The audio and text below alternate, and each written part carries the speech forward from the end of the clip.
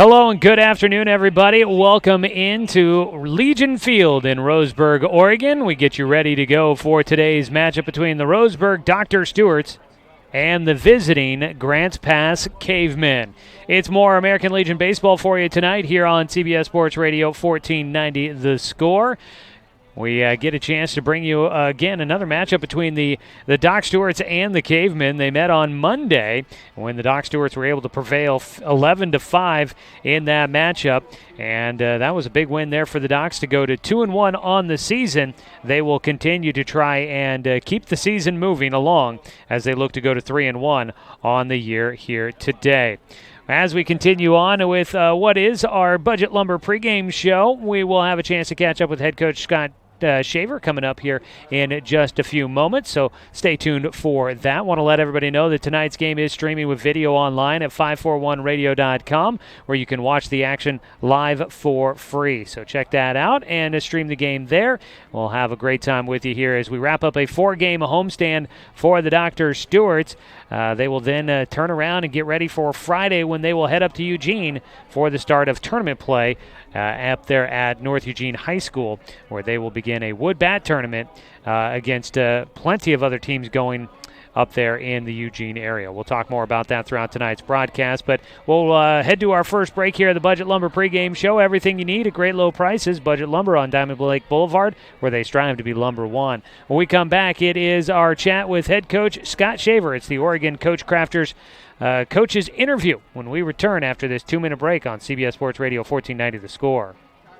Season is finally here, but remember, respect the water. Don't swim and don't go in the water if it's under 60 degrees. Swimming in water under 60 degrees is life-threatening. It could cause hypothermia, which means your limbs paralyzed and you can't get out of the water. Each day, the water temperature of the Umpqua River will be posted on kpic.com and kval.com, and in the morning weather on KPIC. Respect the water. Know the temperature. Brought to you by the Respect the Water Safety Committee. It's easy to spot people who participated in high school sports and activities. Right on time. They learned important lessons like leadership, teamwork, respect. Hey, our meeting moved to 10. We'll be ready. Values that last a lifetime. We need to focus on 3 factors. Support high school sports and activities in your community. When kids take part, they get set for life. At Brook Communications, our job is to get results for your business, period. We can take your story and tell it to the people you want to reach in a way that compels first-time clients to become repeat customers. We get them through your door so you can do what you were meant to do. Proclaim your sales message to the largest audience of any media company in Douglas County. Brook Communications dominates through the power of 5 radio stations and 541radio.com. Results amplified. Locally owned. Brook Communications.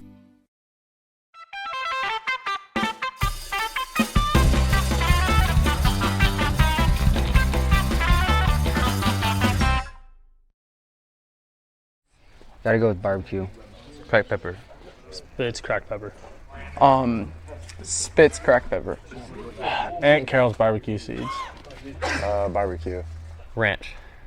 Barbecue. Barbecue. Ranch.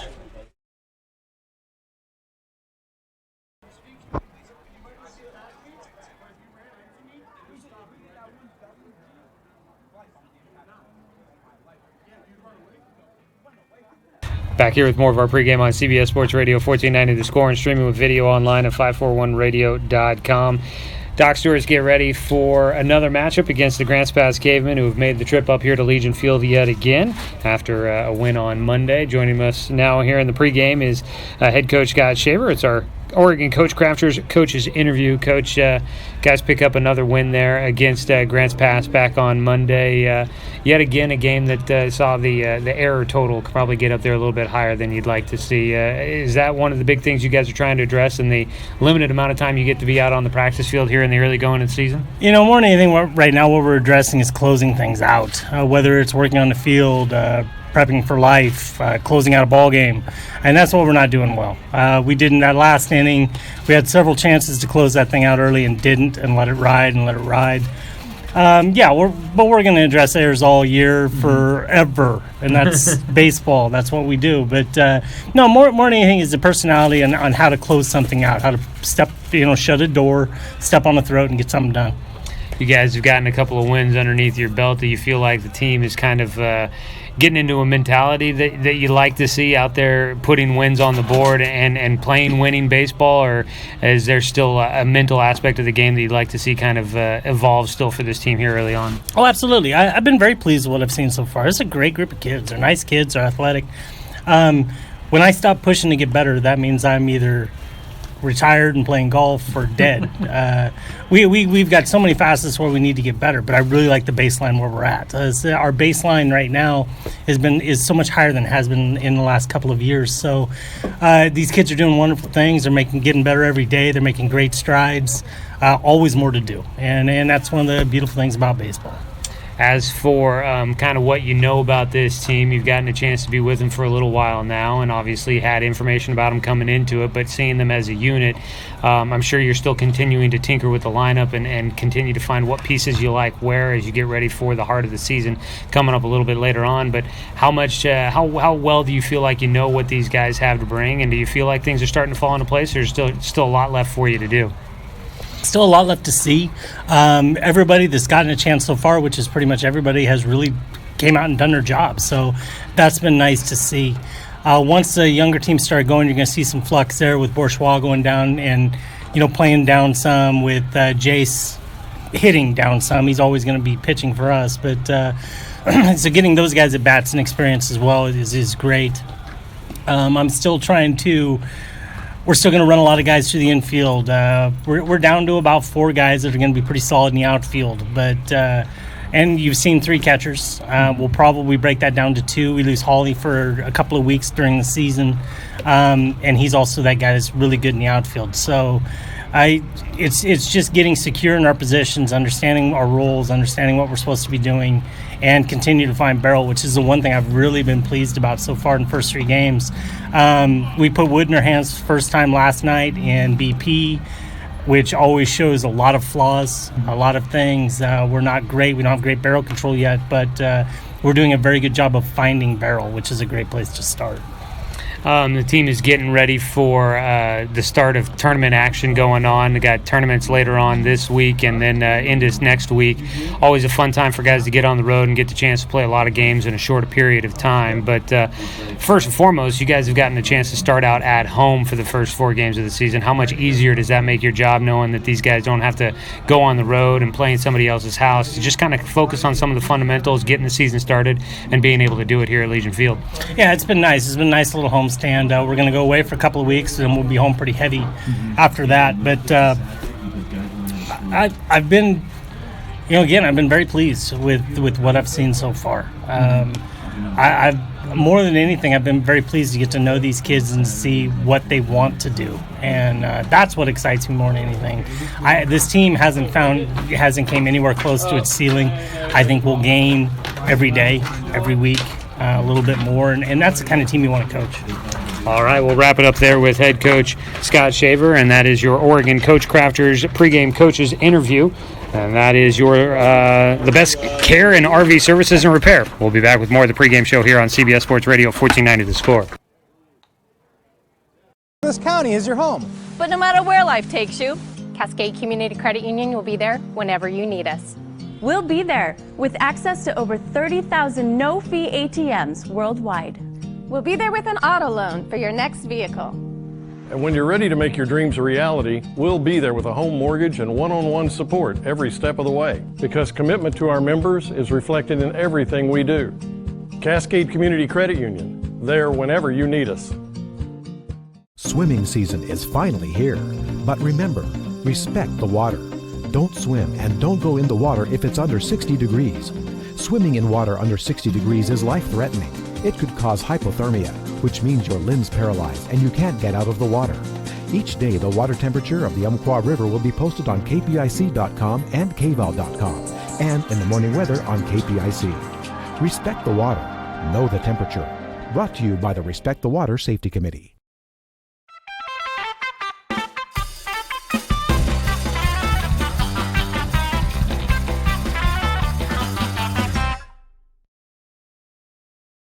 Reese's Pieces. Popcorn with butter. Starburst. Popcorn. Okay. Skittles. Popcorn. Swedish Fish. Oh. Reese's Pieces. Best snack for movies? Oh, buttered popcorn. Okay.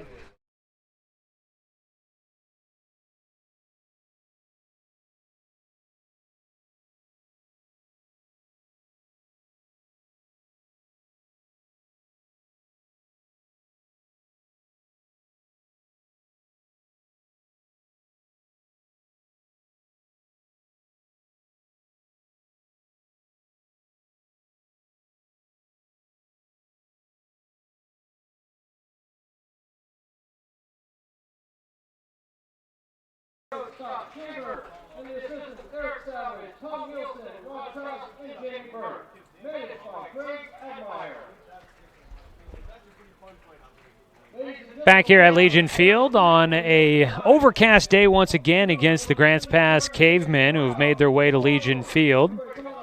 They're going to be doing something special here tonight as they honor a number of veterans that have made it out for tonight's game. The teams are going to come on in and get a chance to shake hands with the veterans that are in attendance here and be in the stands to do the American National Anthem. So that's why if you are watching online, that's why the teams are exiting the field as they come into the stands to greet the veterans that are here today, and a round of applause for the veterans and a standing ovation for them, and that's a pretty cool thing to see. We need to get you our weather report brought to you by Supercuts and the Steelhead Run Plaza across from Starbucks on Garden Valley Boulevard. Save time and check out styles online at supercuts.com. Well, I mentioned it is overcast here today. We are at about 64 right now. Apparently, we got into the 70s. It was a little warmer earlier today, but unfortunately, as we got closer and closer to game time, the clouds started rolling in. It has gotten windy, and temperatures have cooled off. So a nice breeze coming through, and then the temperatures dropping in there as well as we make our way towards first pitch for tonight's game. That is your weather report brought to you by Supercuts. Check them out online at supercuts.com. Getting ready for first pitch. We'll have the national anthem coming up. Before we get there, Cavemen come in again wearing their blue tops today here as they wear the blue tops with the blue caps, white trousers. Cavemen across the front in white, numbers on the back of their jerseys in white as well. Doc Stewart's, unlike the last time the two teams met, they were both wearing blue last time. This time the Docs go with a different color. They're orange tops. It says Doc Stewart's across the front in script, numbers in white on the back. They've got the gray trousers with the two-tone ball caps, blue and white on the top with the big R on the front for the Dr. Stewarts. That is your uniform description, brought to you by Hammer Sport, Douglas County's hottest custom sportswear store. For custom team jerseys, hats, and more, find them in downtown Roseburg on Jackson Street. We're getting ready for first pitch of this matchup. Doc's a winner 11-5 against Grants Pass last go-round. We'll see if the Doc Stewarts can pull off a win yet again against the visiting Grants Pass Cavemen. We'll have that for you when we come back. We'll take our final break. This has been your Budget Lumber pregame show. Everything you need at great low prices. Budget Lumber on Diamond Lake Boulevard, where they strive to be lumber one. 2-minute break and be back with first pitch on CBS Sports Radio 1490 The Score. Season is finally here, but remember, respect the water. Don't swim and don't go in the water if it's under 60 degrees. Swimming in water under 60 degrees is life-threatening. It could cause hypothermia, which means your limbs paralyzed and you can't get out of the water. Each day, the water temperature of the Umpqua River will be posted on kpic.com and kval.com, and in the morning weather on KPIC. Respect the water.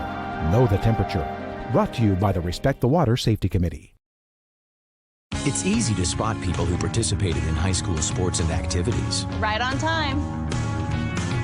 They learned important lessons like leadership, teamwork, respect. Hey, our meeting moved to 10. We'll be ready. Values that last a lifetime.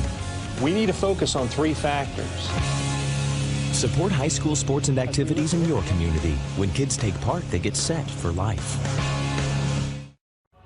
At Brook Communications, our job is to get results for your business, period. We can take your story and tell it to the people you want to reach in a way that compels first-time clients to become repeat customers. We get them through your door so you can do what you were meant to do. Proclaim your sales message to the largest audience of any media company in Douglas County. Brook Communications dominates through the power of 5 radio stations and 541radio.com. Results amplified. Locally owned. Brook Communications.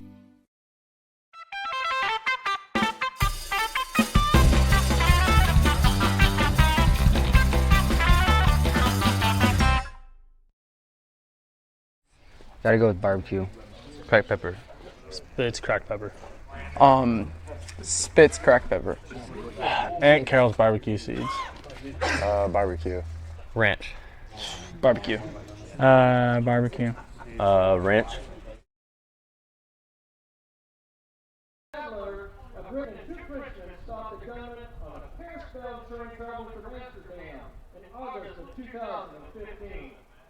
Joey Keyran here with you on this Wednesday evening as the Doc Stewarts get ready to host the Grants Pass Cavemen, a non-league game going on tonight. This is not a Legion opponent. We explained this one last time. This is a team made up of high school kids from Grants Pass. They are affiliated with the Grants Pass high school team, not with a Legion affiliation down there in Grants Pass like the Nuggets. So it is not a Legion opponent here tonight, but still nonetheless a great opponent for the Doc Stewarts as we get ready to wrap up this 4-game homestand that the Docs have to start out this 2018 season. We'll talk more about the upcoming schedule, some fun events going on for the Dr. Stewarts as they make their way into the weekend and into next week. We'll talk more about that throughout today's broadcast. But for now, it is time to take a look at our Cooper's Pest Control starting lineup. Cooper's Pest Control is your locally owned bug assassins with great low rates. Give them a call at 673-0363. Well, for the visiting Grants Pass Cavemen, head coach Kevin Schaefer will send out Sean Tobin to lead things off, playing at shortstop. Taden Cropeland is the catcher. He'll bat second, followed by Peyton Calabro, the pitcher, hitting third. In the cleanup spot, the first baseman, Braden Bellum. Batting fifth and playing in center field is Matt Knight. Andrew Ide is the third baseman, hitting sixth. Ashton Durler, the second baseman, will hit seventh. In right field, hitting eighth is Junior Brisbane. And Ethan Elzey will wrap up the starting 9 playing in left field. That is your Cooper's Pest Control starting lineup for the visiting Grants Pass Cavemen.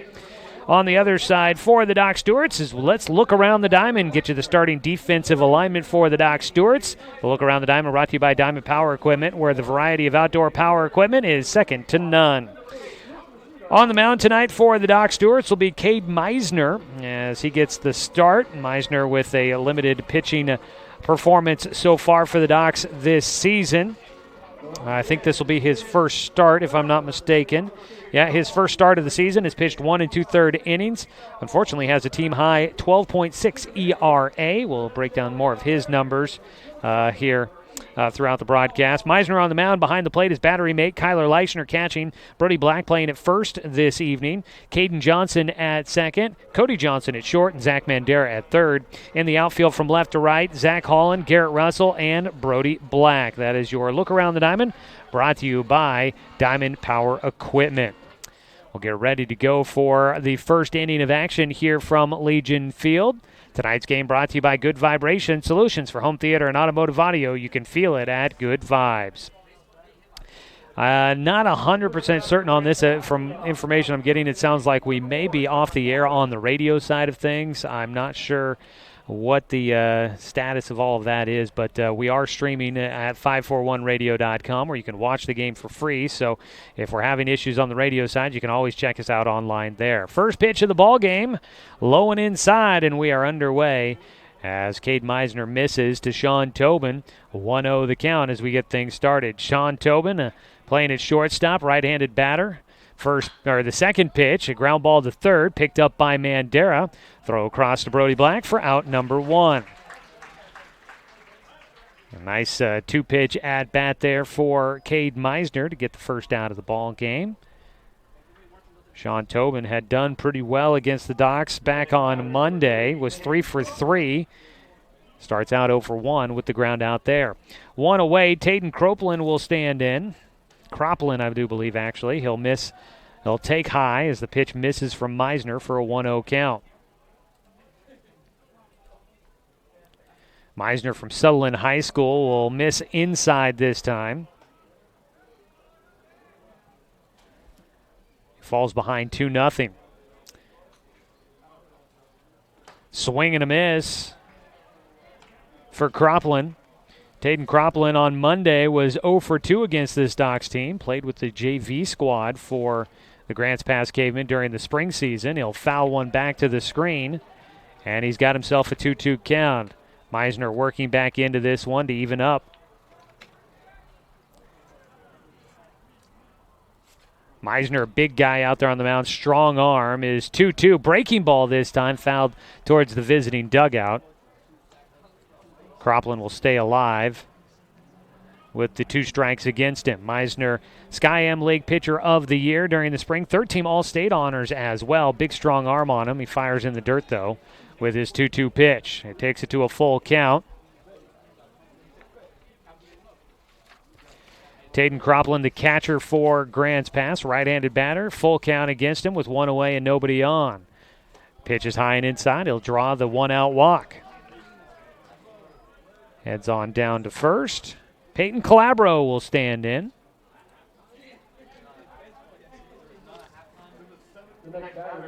Cade Meisner, his first outing. That was back against Mid-Valley to start the year on Sunday. He misses low and outside. Another ball for him as he falls behind against the 3-hitter Peyton Calabro. He pitched just 1 2/3 innings against the Mid-Valley Southpaws. He did pick up the win as he fires over to first. Back in safely goes Cropland. Did pick up the win in relief of Game 2 in that one. But he gave up 3 hits, 3 runs, all of them earned. 3 walks and 1 strikeout. So a lot of numbers that he'd like to see improve as he continues on his season with the Docs. He gets a strike at the knee called against Calabro. Docs looking to improve to 3-1 on the year. That would better their start through the first 4 games of the season last year. 1-1 pitch in the dirt. Leischner knocks it down but gets away. Up to second base will go Cropland with the wild pitch.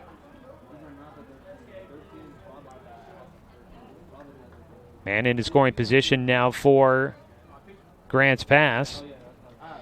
The Cavemen did not lead at all against the Doc Stewarts on Monday. Pitch high for a 3-1 count now for Calabro. Grants Pass never led in the matchup. Doc scored in every inning of that game for the 11-5 victory. Didn't bat in the bottom of the 7th, so obviously didn't score there, but they didn't need to. Already leading 11-5. Scored 2 runs in the first through 3rd innings in each inning alone there for the Docs to get that game started. 3-1 pitch from Meisner. He'll miss outside, and back-to-back walks issued after getting the first out. Not the start that Calabro was looking for, or excuse me, that Meisner was looking for. Calabro, I'm sure, happy to get himself on base. Peyton Calabro on Monday was 1 for 4 with a strikeout against the Docs. Cleanup man Braden Bellum stands in. First pitch bounces off the glove for Leischner, and everybody moves up 90 feet. That's going to be a pass ball there against Kyler Leischner. Went right off the end of his glove. Very catchable ball. Would have been close to the strike zone, but I don't know if he would have gotten the call even if it had stayed in the glove. So now you've got 2 runners in scoring position. Strike in, and Bellum with a 1-1 count.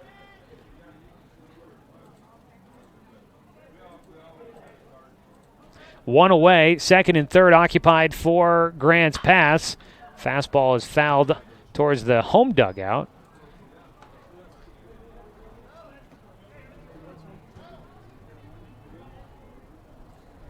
One ball, 2 strikes here for Meisner. Trying to limit any damage here early on with 2 men in scoring position. Comebacker up the middle. It'll go to second. A run will score. Caden Johnson throws to first for the second out. Braden Bellum will pick up an RBI here early. Grants Pass will have their first lead against the Docs in this season series, 2-game season series. 4-3 the put out, 2 down. Up to third base went Peyton Calabro. Scoring was Taden Cropland. So the walk comes back to haunt Cade Meisner. He'll look for the final out here as he faces Matt Knight. The lefty fouls off the first pitch.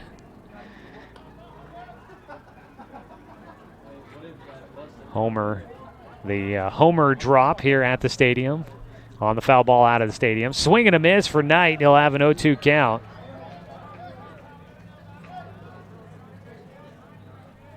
So Meisner starts out ahead here against the 5-hitter, Matt Knight, looking for a payoff pitch.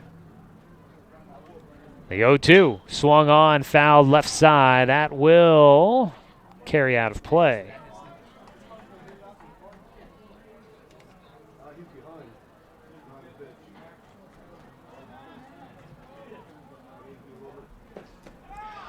Oh, just misses on the strike 2 pitch.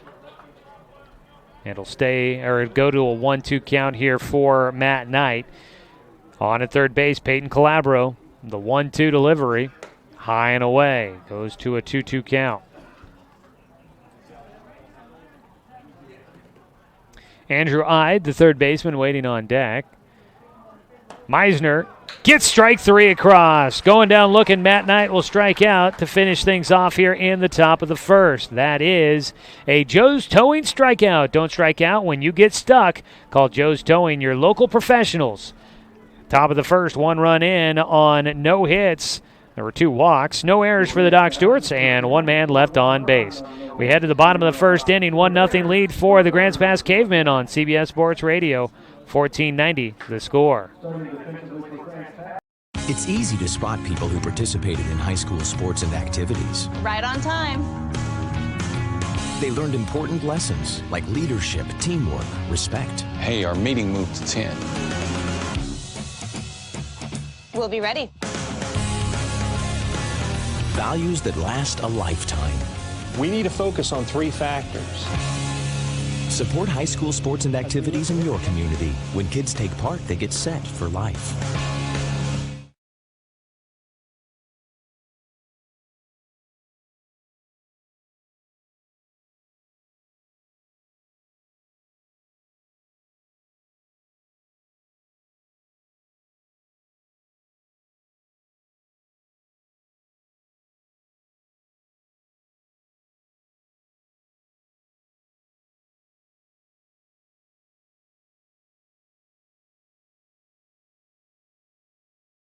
I live right across the road. So, yeah.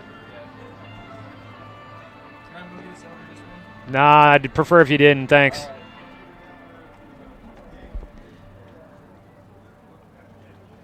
Back here at Legion Field, where the Doc Stewarts trail 1-0, going to the bottom of the first inning. Well, let's take a look at your Supercut starting, or excuse me, your Cooper's Pest Control starting lineup for the Doc Stewarts. Leading things off, playing in center field, will be Garrett Russell, followed by Zach Holland playing in left field. Luke Lucido, the DH, will bat third, hitting for the pitcher, Cade Meisner. Brody Black at first base, bats in the cleanup spot, followed by Zach Mandera, the third baseman. Cody Johnson at shortstop hits sixth, followed by Kyler Leischner, the catcher, batting seventh, and Caden Johnson, second baseman, hitting eighth. Rounding out the starting lineup, it's Jet Black in right field, batting ninth. That is a look at your Cooper's Pest Control starting lineup. Give them a call at 673-0363. Docs will face off against Peyton Calabro, the righty on the mound for the Grants Pass. First pitch to Russell is outside in the dirt for ball one. Taking a look around the diamond, brought to you by Diamond Power Equipment, where the variety of outdoor power equipment is second to none. 1-0 delivery from Calabro. Ground ball left side. Gets by the third baseman. Backhand at shortstop by Sean Tobin. Can't make the play, and it's on with a leadoff single for Garrett Russell. Gets on, and the Docs have the first hit of the ball game. So on the mound, Peyton Calabro, as we look around the diamond defensively. Taden Cropland is behind the plate catching. Braden Bellum at first, Ashton Derler at second, Sean Tobin at short, and Andrew Ide at third. He'll get you the outfield after the first pitch to the lefty, Zach Holland. The pitch in the dirt for ball one. In the outfield from left to right, Ethan Elzey in left, Matt Knight in center, and Junior Brisbane in right field. Again, that is your look around the diamond, brought to you by Diamond Power Equipment. 1-0 delivery coming up for Zach Holland. And that one bounces in the dirt and got him on the front leg. So he draws a hit by pitch. And will get on base at first. Up to second base goes Garrett Russell. So the Docs with two runners on here early. First and second with nobody out, and Luke Lucido will bat next for the Docs, trailing 1-0 here in the bottom of the first.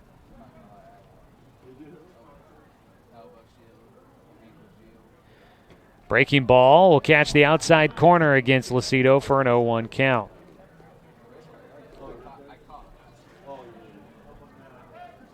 Luke DHing for the pitcher, Cade Meisner, excuse me. His 0-1 pitch from Calabro. Checks second and fires in. Off speed. He gets a swing and a miss. Out of Luke.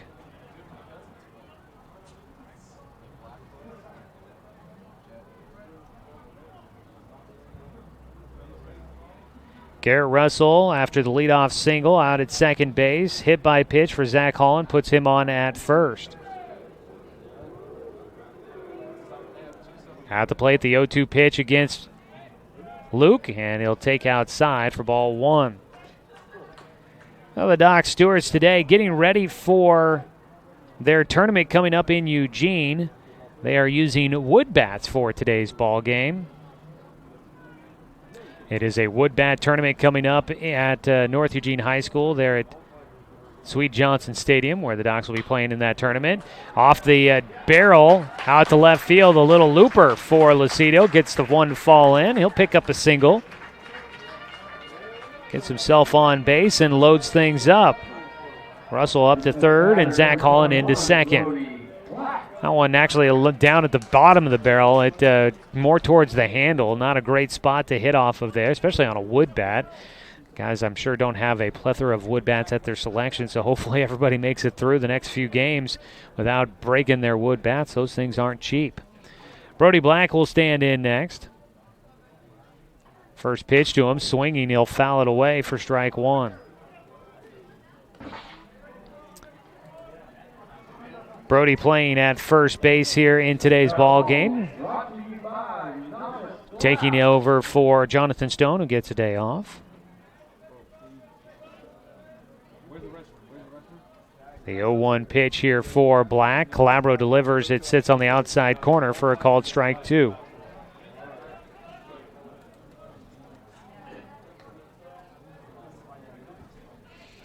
No balls, two strikes here against Brody. Bases loaded with nobody out.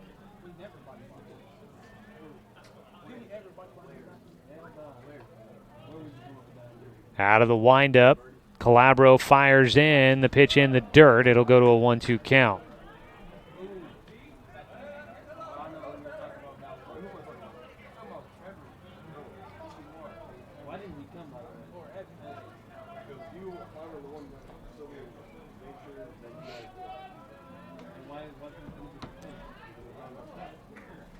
One ball, two strikes here for Brody. A wind and fire. Calabro gets one, put one high in the air out to right field. This should have a chance to drive in Russell from third. It's caught out there by Brisbane. He'll fire in. It's cut off on the infield. Scoring, Scare Russell on the sac fly by Brody Black. And the Doc Stewarts will tie up the ball game here in the bottom of the first. 1-1 is our score. Up to third base goes Zach Holland. Still at first is Luke Lucido. Runners on the corners with one away. And stepping in to hit next will be Zach Mandera. Mandera playing at third base in tonight's ball game. First pitch. Breaking ball misses outside. RBI there for Brody Black. This season for Brody.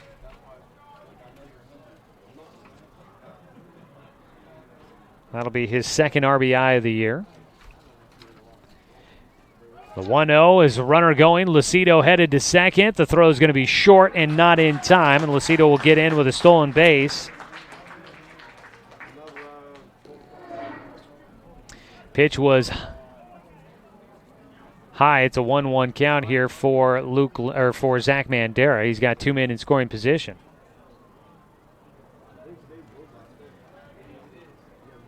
Calabro's 1-1 pitch. Outside, goes to a 2-1 count.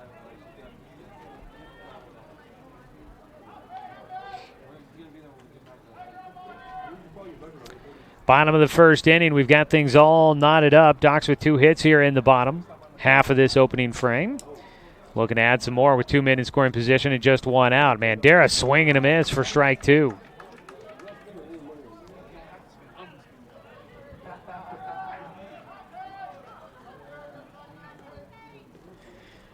2-2 count now. Waiting on deck is Cody Johnson.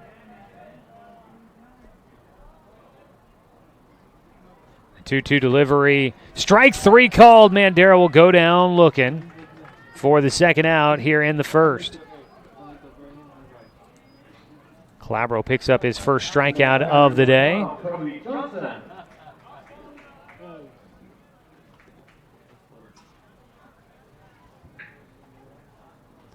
Johnson stands in, playing at shortstop in tonight's game. Coming off of an outing where he pitched only, didn't play in the field on Monday. He'll ground one towards short. Picked up there by Sean Tobin. Fires across the diamond. 6-3 the putout. Docs will get one back, and they tie the game up. It's a 1-1 ball game. 1 run on 2 hits. No Grants Pass errors, and 2 men left on base in scoring position. Tied up as we go to the top of the second. You're listening to Docs Baseball on CBS Sports Radio 1490 The Score. Douglas County is your home, but no matter where life takes you, Cascade Community Credit Union will be there whenever you need us. Through every adventure, we'll be there with access to over 30,000 no-fee ATMs worldwide. Through every triumph, we'll be there every step of the way with a home mortgage.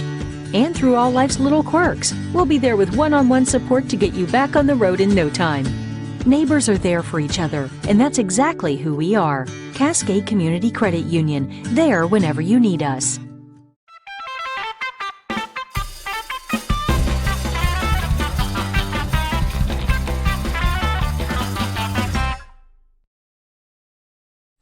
Gotta go with barbecue. Cracked pepper. Spitz cracked pepper. Spitz cracked pepper. Aunt Carol's barbecue seeds. Barbecue. Ranch. Barbecue. Barbecue. Ranch.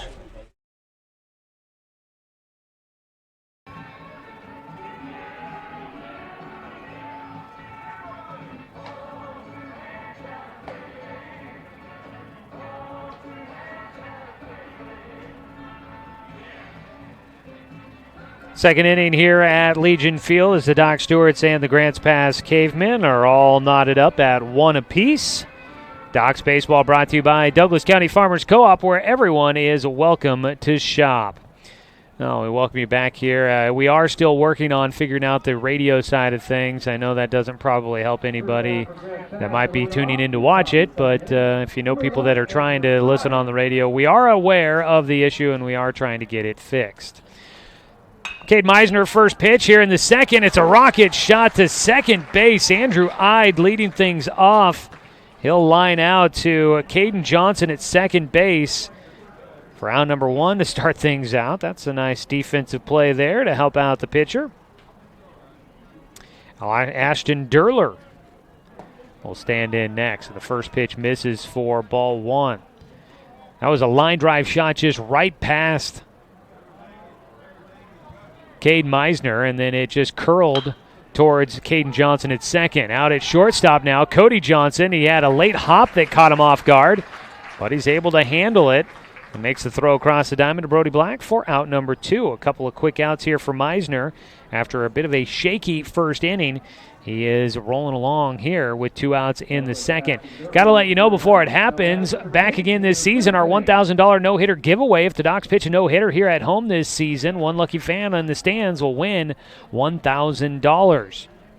So sign up at the souvenir stand before Doc Stewart's home games. So far, despite giving up a run, no hits in this game for Grants Pass. An 0-1 pitch to the 8-hitter, Junior Brisbane, is outside for ball 1. 1-1 count now for Meisner. Swing and a miss for strike 2. Meisner walked 2 hitters in the first inning, and then a pass ball, wild pitch and a pass ball helped get him into scoring position, and then a ground out scored the first run of the game. Docs would tie it up in the bottom of the first. We're at 1-1 here in the second. Ground ball, slow roller third base side. Mandera across, applying the tag is Brody Black as the throw takes him off the bag. That'll wrap up things in the top of the second inning. A quick 1-2-3 frame for Cade Meisner. Doc's coming up to hit with 7, 8, 9 when we return. You're listening to Doc Stewart's Baseball on CBS Sports Radio, 1490, The Score.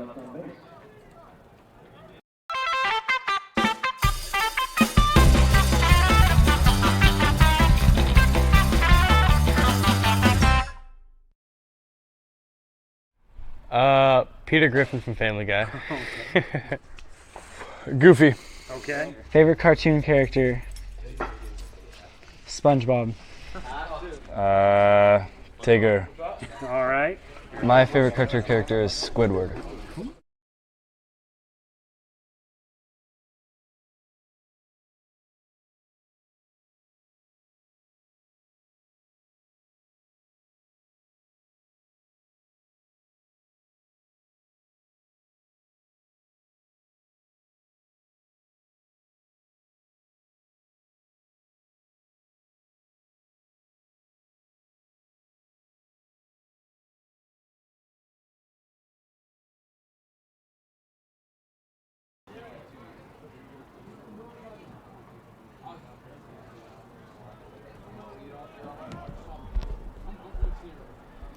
Start the bottom of the second inning with the bottom third of the Roseburg Dr. Stewart's lineup. Tie ball game 1-1. Docs Baseball brought to you by Cruz Farms Market, now open for the season. Don't forget the pie. Peyton Calabro in the first gave up 2 hits and a run, but he got some nice defense from his guys behind him. First pitch to Kyler Leischner is going to miss low for ball 1. On Monday's game, both teams with heavy error counts. Grants Pass had 8 in the game. Doc Stewart's had 6, although 2 of those were catcher's interference, so not your typical errors. 1-0 pitch, low and outside for Leischner, and it goes to a 2-0 count. So Docs and both teams looking to try and clean up their act out there on the field just a bit. Kyler Leischner comes in, batting at .500 this season for the Docs, 2 for 4 on the year. He'll take a strike on the outside corner, move 2-1. He has played in just 1 game so far. Heard head coach Scott Shaver say in the pregame coaches interview, brought to you by Oregon Coach Crafters, that they have worked through a couple of different guys behind the plate so far this year, trying to figure out who's going to be their staple back there. Leischner chops one towards short, charging in. Tobin, throw to first, just in time to get Kyler Leischner moving quick down the line. Tobin comes in, though, and charges that one, fields it, and makes the throw on the run across the diamond for the first out. 1 away, nobody on base. Standing in next for the Docs, Caden Johnson, younger brother of Cody Johnson. You've got the Johnson-to-Johnson connection up the middle on the defensive side here today as he swings and misses for strike 1. Johnson and Johnson, of course, the double play combo up the middle for the Roseburg Indians during the high school season. In fact, it's a Roseburg High School heavy lineup today for the Doc Stewarts. The 0-1. It's a breaking ball that does not snap off, stays high for a 1-1 count. Caden Johnson this season's played in 2 games, had 6 plate appearances. He's 2 for 3 on the year, batting .667. Limited plate appearances for most guys on the team. 1-1 pitch, he fouls it back for strike 2. In fact, looking through it, Garrett Russell, who's started in every game out in center field, has 13 plate appearances.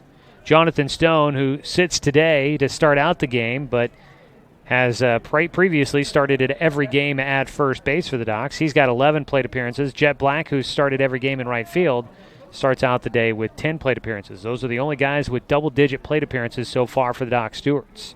1-2 pitch, a breaking ball that hung but stayed up underneath it. Johnson will fly it to shortstop. Tobin underneath it for the out on the infield dirt. 2 down. 9-hitter Jet Black will stand in next. Jet is the last guy up for the first time here in the ballgame for the Doc Stewarts. Peyton Calabro trying to keep it a tie ball game at 1-1 apiece. Both teams scoring in the first inning so far as we sit in the bottom of the second. First pitch swinging for Jet. He fouls it into the netting over on the first base side. Jet Black, I mentioned he's got the double-digit plate appearances. He comes in today hitting a .444, 4 for 9 on the year. 0-1 pitch here from Calabro. It's in the air but foul down the right field side, and 2 foul balls will give Jet Black a quick 0-2 count.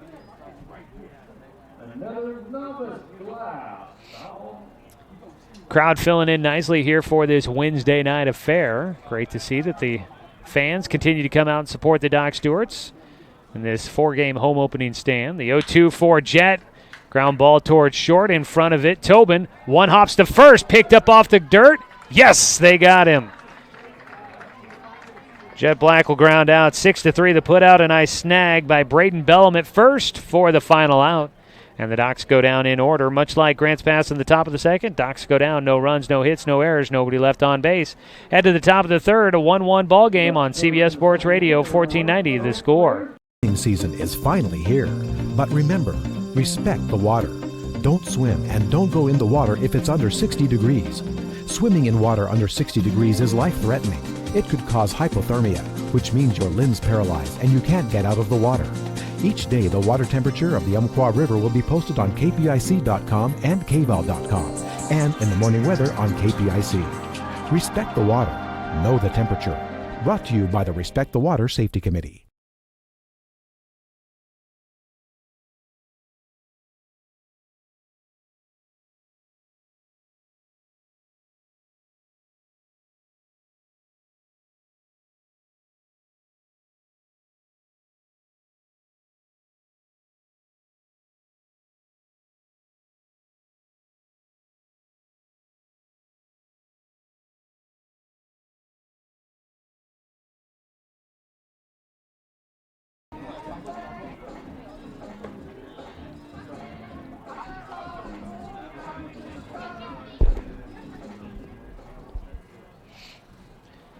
Through 2 innings of play, it's a 1-1 ball game. Doc Stewart's in the Grants Pass Cavemen squaring off.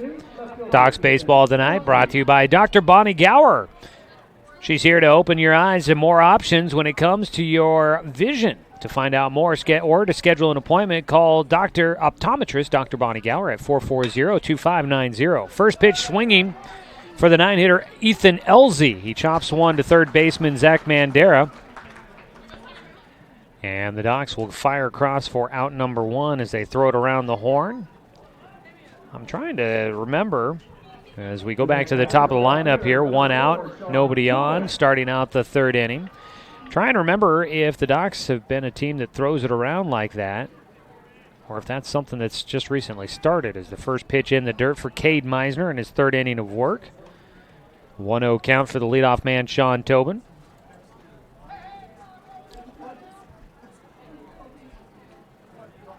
I think during the spring season with the Roseburg Indians, they just get it back to the pitcher, don't throw it around the horn. And I'm trying to remember if I've been seeing the Docs do that prior to today's ball game. A pitch misses again, goes to a 2-0 count. That's how the big leaguers do it, so it's always fun to see these guys do it too. As a 2-0 is inside for a 3-0 count now.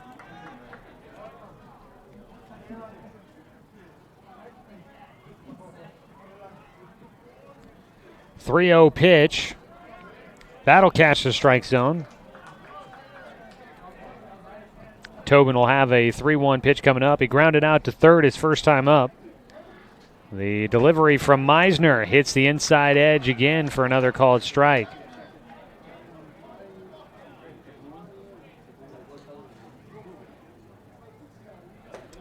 The 3-2 full count pitch will miss, and there's the 3rd walk issued by Cade Meisner in this ball game. He has only put runners on via the walk, 2 in the 1st inning. That's when Grants Pass got their only run of the game. Meisner adding another walk to his total. Man on with 1 away, a throw over to first. Brody Black will tap the runner as he slides back in. First pitch coming up here for Taden Cropland. He'll swing and he fouls it off.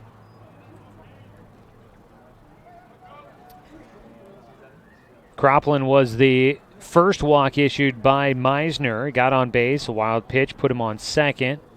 Pass ball moved him to third. And then he scored on a ground out by Braden Bellum for the first run of the game.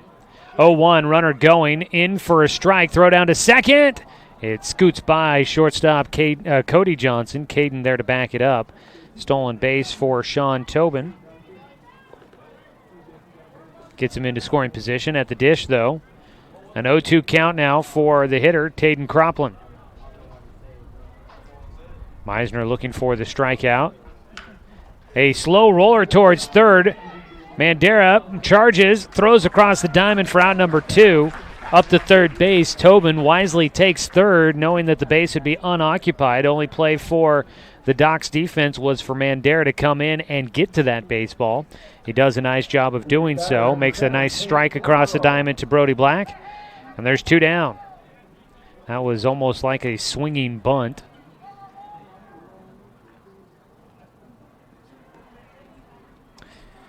So with 2 down, Peyton Calabro will stand in. He drew a walk his first time, and he takes the first pitch for a breaking ball, strike 1.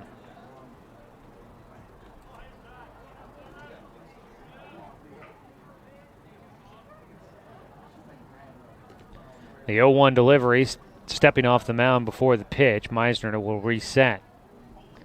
On at third base, Sean Tobin.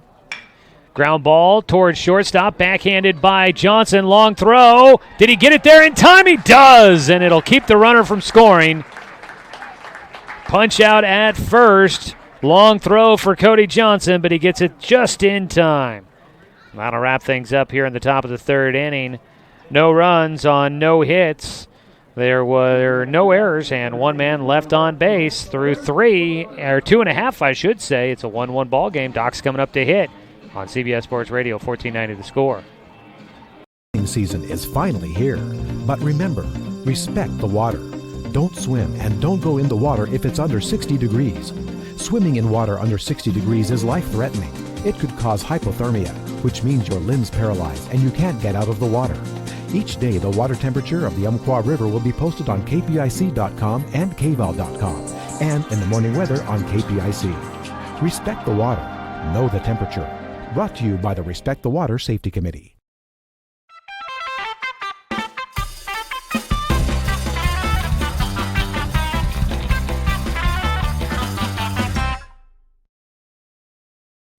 Gotta go with barbecue.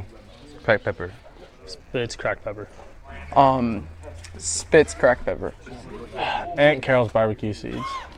Barbecue. Ranch. Barbecue. Barbecue. Ranch.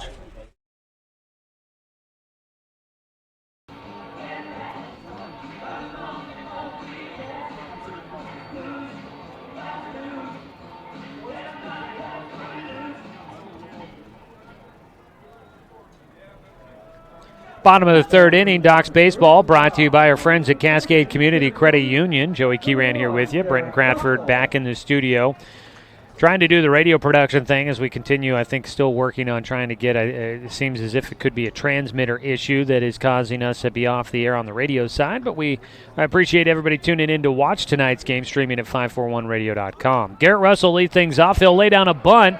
Pitcher gets to it, throw to first, not going to be there in time. And Garrett Russell continues his hot hitting to start out the season. He is now 2 for 2 today.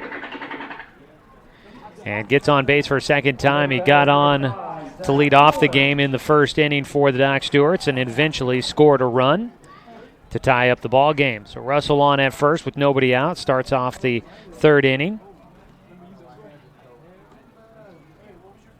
Batting next, Zach Holland.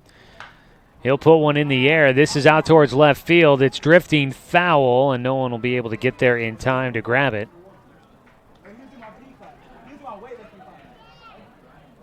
So back to the plate with strike 1 against him, Zach Holland.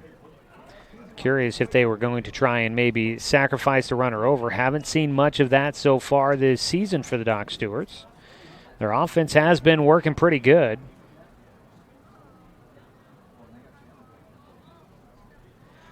On the mound, Peyton Calabro. Working out of the stretch, will throw over to check on Russell, who's back in safely. Garrett Russell started out the day batting .600. He was 6 for 10. He is now 8 for 12. Do the math on that one real quick.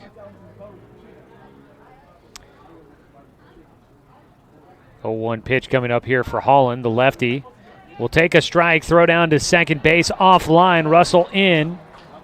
but he'll have to stay at second base, although the throw does get into center field. Backing up the play was Matt Knight. Stolen base for Garrett. 0-2 count at the plate for Zach Holland. Calabro looking for the first out with Holland at the dish. And stepping off the mound, Calabro will reset. 667 is the average for Garrett Russell right now. Back up to that mark. Started out the year there and is back once again after starting 2 for 2 in this ball game. Zach Holland at the plate was hit by a pitch his first time up. He's got an 0-2 count looking to protect here. The lefty waits. The pitch outside goes to a 1-2 count. Holland to start out the season. Batting .375 for the Doc Stewarts.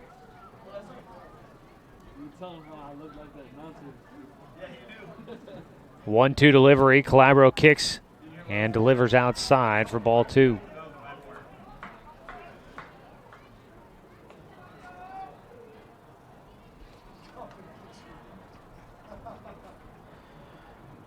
Two balls, 2 strikes, nobody out with Garrett Russell out at second base in scoring position. Checking the bag, Calabro now delivers to the dish, and it's outside. Full count for Zach Holland.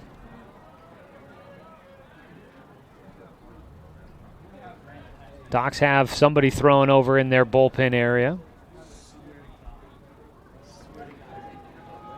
The 3-2 pitch, grounder foul, stays a full count. That looks like Jonathan Stone throwing down there.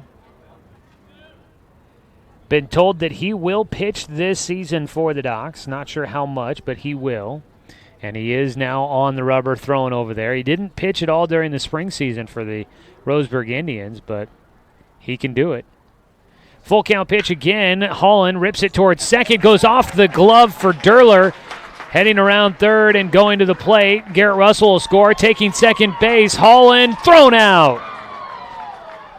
The throw cut off by the pitcher, Peyton Calabro, and he fires to second base to get Zach Holland trying to take an extra bag. Aggressive on the bases.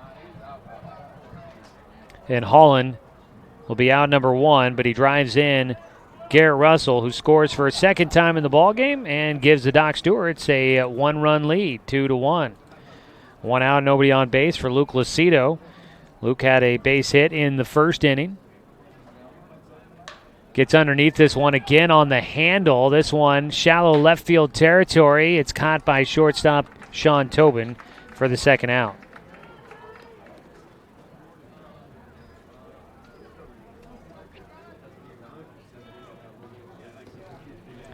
Two down, and up to hit with nobody on, Brody Black. Docs leading 2-1 here in the third inning. Calabro working out of the windup now with the bases empty, trying to wrap things up. First pitch swinging for Brody out towards right field. Shallow right field, nobody's going to get to it. Texas Leaguer drops in front of Junior Brisbane out there. Brody will pick up his first hit of the game, 1 for 1 after a sac fly that drove in a run in the first inning. He keeps the inning going, and up to hit will be Zach Mandera. So I'm going to say that was an error there on the second baseman, that Zach Holland on the ball that he hit. So an error scoring Garrett Russell. And then the out made it second base on Holland for the first out of the inning. Zach Mandera will swing at the first pitch, but fouls it away for strike 1. 2 hits in this frame, but 1 error, first of the game for either side.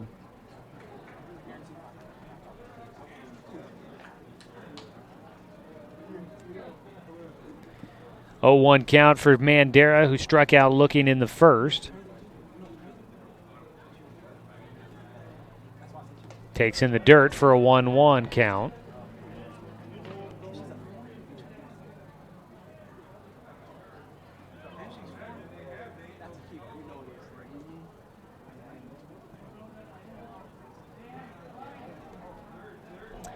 Two down, 1-1 count. Brody Black on at first.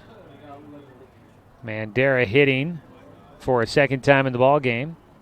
Breaking ball stays high and inside, gives him a 2-1 count. Doc Stewart's at 2-1.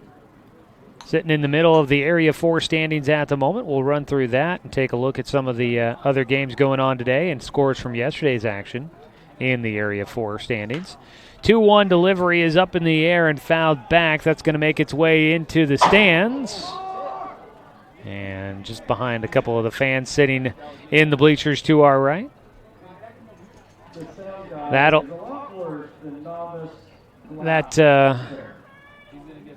Will even things up at a 2-2 count now for Zach Mandera.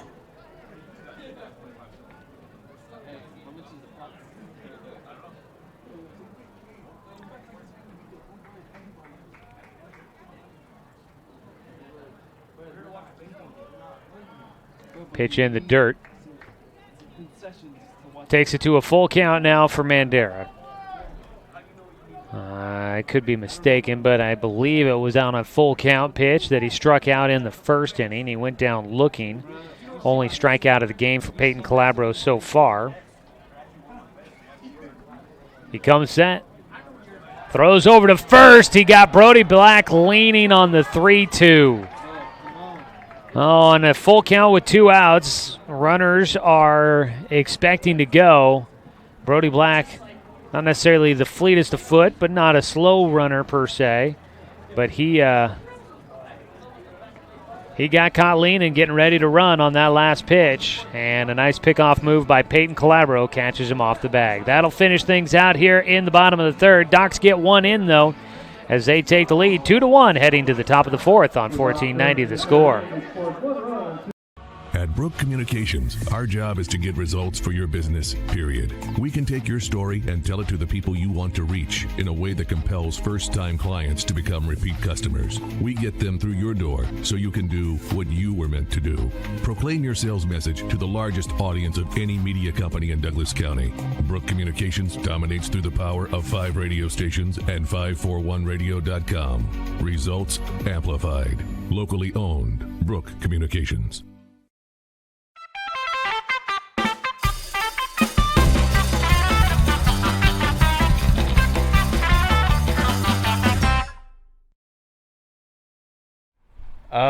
Peter Griffin from Family Guy. Okay. Goofy. Okay. Favorite cartoon character? SpongeBob. Tigger. All right.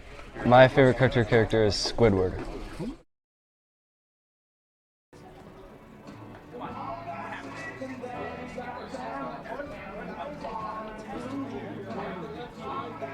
Start of the fourth inning. Moving through this one fairly quickly here. 7-inning contest between the Doc Stewarts and the visiting Grants Pass Cavemen. Doc's leading 2-1 as Cade Meisner will take the rubber again here in the fourth. This fourth inning brought to you by Fisher's Hearth and Home, serving Douglas County for over 30 years with the largest selection that is, of wood, gas, pellet, and electric stoves and fireplaces in the area. And there will go the no-hitter. First pitch swinging for Braden Bellum. And there is the first hit of the ball game for the Grants Pass Cavemen. A couple of walks in there, but Meisner had not given up a hit, and that is the first one. So no $1,000 giveaway today. I was kind of getting excited. That might have been one of the longer instances of no hits in a game that we've been willing to give away $1,000 if the Docs throw no hitter. And so got a little excited, made it to the fourth. Almost halfway through, but not able to quite get there. So one on and nobody out. Ground ball up the middle, and it'll get through. Meisner goes to the dirt trying to get out of the way of that comebacker, and it creeps up the middle, back-to-back singles for the Cavemen, and they've got runners at first and second. The Cavemen threatening here in this fourth inning, trying to retie the game. Doc's leading 2-1.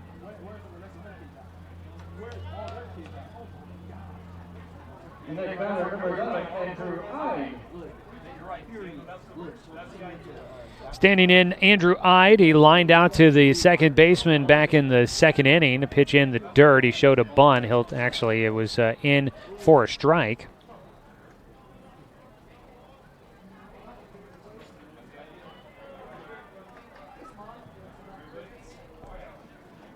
Oh, 1 count. Nobody out. Runners at first and second. Playing in on the grass for the bunt defense is Brody Black at first base. A strike taken on a breaking ball.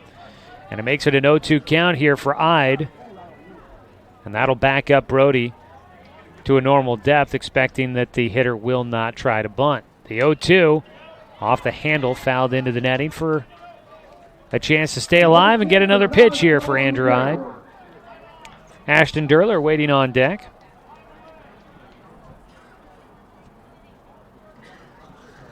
Oh-2 pitch from Meisner. Breaking ball, gets up the middle into center field. 3 straight base hits. Garrett Russell will have it. He fires in to Brody Black, the cutoff man. Bases are loaded. Single to start out the 4th inning. Grants Pass maybe starting to dial in here on Cade Meisner. Back-to-back hitters that have gone ground balls right up the middle. Braden Bellum led it off with a Texas League blooper out towards right field. First pitch misses for ball 1 against Durler, the second baseman, 0 for 1 in the ball game. Grounded out in the second. And it got him. He spun out of the way, but it got just enough of him to send him down to first. And that'll tie the ball game up. Single, hit by pitch. And it has not been the way that Cade Meisner wanted to start out the 4th inning. All squared at 2 apiece now. The base is still loaded with nobody out. Visit out to the mound for Zach Mandera to have a quick word with Meisner, and now here will come pitching coach Tom Nielsen. This Grants Pass squad is made up of plenty of guys from the JV and varsity squads there at Grants Pass High School. They are a high school team. I don't know if they belong in a specific league or if they're just playing a summer schedule and they're just picking up as many games as they can get. They're not affiliated with American Legion, so they won't be playing like in the state tournament or anything like that. They got a few guys that played on the varsity team. Sean Tobin, who's starting at shortstop today. Let's see here. Peyton Calabro, Andrew Medley, who's not in the game to start, but he did play on Monday. Matt Knight and Braden Bellum, all guys that played varsity throughout much of the year. Had a couple of swing players, Jet Hood and Jake Henricks, guys that we saw on Monday. Not in the game here today, but those guys swung from JV and varsity. So quite a few guys, and the rest of them coming either from the varsity, even a few from the freshman team during the spring season at Grants Pass High School. Meisner misses low on his first pitch here for junior Brisbane. Brisbane played on the JV team during the spring. On Monday against the Docks, he was 0 for 1 with a strikeout. He swings and misses at a pitch up near the eyeballs for a 1-1 count.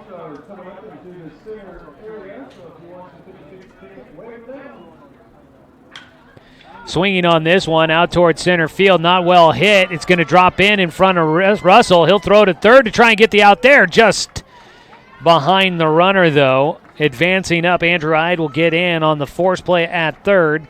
Scoring on the base knock, Matt Knight comes in to give Grants Pass a 3-1 lead. Or excuse me, make it 3-2. Brisbane picking up his first hit in the evening. And he also drives in a run. 2 RBIs here in this frame.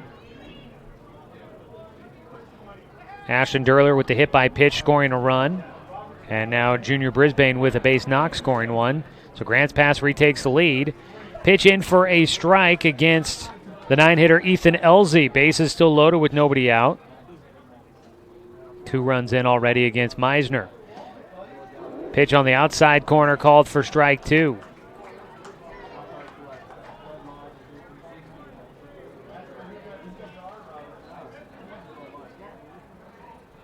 The 0-2 delivery is low.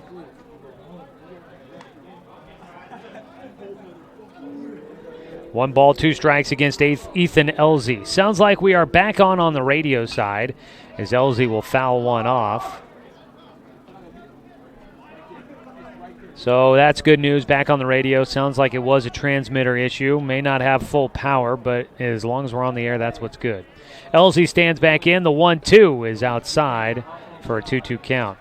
Ethan Elzy, he was on the JV squad during the summer season. He just wrapped up his freshman year at Grants Pass High School. Young kid. He looks a little nervous in that box as he'll take outside and it goes to a 3-2 count. He keeps falling away a little bit with those pitches. I would say, Cade Meisner, throw a fastball down the middle and see if he can handle it. 9-hitter. He does foul it off on a fastball. Stays alive with the 3-2 count. He just keeps dumping that front foot out of the box, falling away. And so it doesn't seem like he'd be getting much behind anything if he does make contact. 3-2 pitch again from Meisner. Strike 3 called, and he does get the punch out, a much needed out. First out of the 4th inning. Second strikeout for Meisner. And that is a much needed one there. And now with the bases loaded, a double play will finish things off here in the 4th inning. 2 runs in so far. Top of the lineup, leadoff man Sean Tobin stands in, takes for ball 1.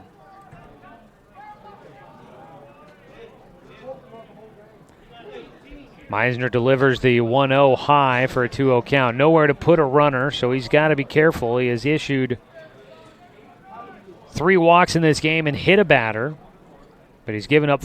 He went without giving up a hit through the first 3 innings, and he's given up 4 hits here in the 4th. And a 3-0 count now on the verge of walking in another run. Grants Pass leading at 3-2 at the moment over the Docks. Cody Johnson will visit the mound here. So this team made up of a lot of high school players. During the spring season, the Grants Pass Cavemen finished 5th in the Southwest Conference at the 6A level. They made it into the postseason but lost a play-in game, didn't reach the state playoffs. 3-0, and it misses for ball 4. Second walk for Sean Tobin. He picks up an RBI on that one, makes it 4-2 in favor of Grants Pass. The Cavemen building a nice cushion here. Docks trailing by 2, their largest deficit on the day and their largest deficit against this Grants Pass club. First pitch to the 2-hitter, Tayden Croplin. And he'll foul it back into the backstop for strike 1. 1 away, bases loaded, 3 runs in. Meisner struggling a bit here in the 4th. The 0-1 pitch catches the outside corner for strike 2.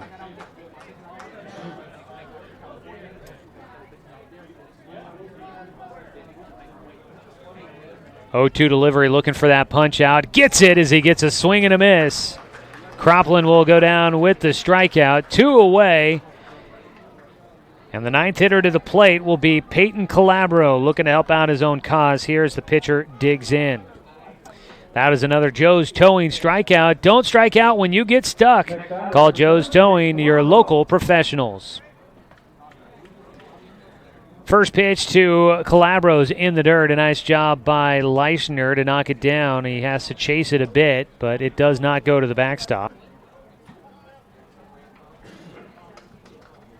Calabro today is 0 for 1. Grounded out to short his last time up. 1-0 pitch to him. High and inside, he'll take for ball 2. Walked in the first inning, was left stranded at third. He's got 3 guys on base right now. He's hoping to not leave them stranded. The 2-0 he takes for strike 1. Calabro, again, was 1 for 4 against the Docks on Monday. He was a first-team All-Southwest Conference selection for Grants Pass as he takes strike 2. He played in all 3 games against Roseburg High School during the spring. Started all 3. Stands back in, a 2-2 count, the pitch from Meisner. Breaking ball, too far inside. Leaning to try and almost get in front of it. Calabro got a little caught off balance, but the pitch inside, he did not have to worry. 3-2 pitch, all the runners going, and it's high and inside for ball 4.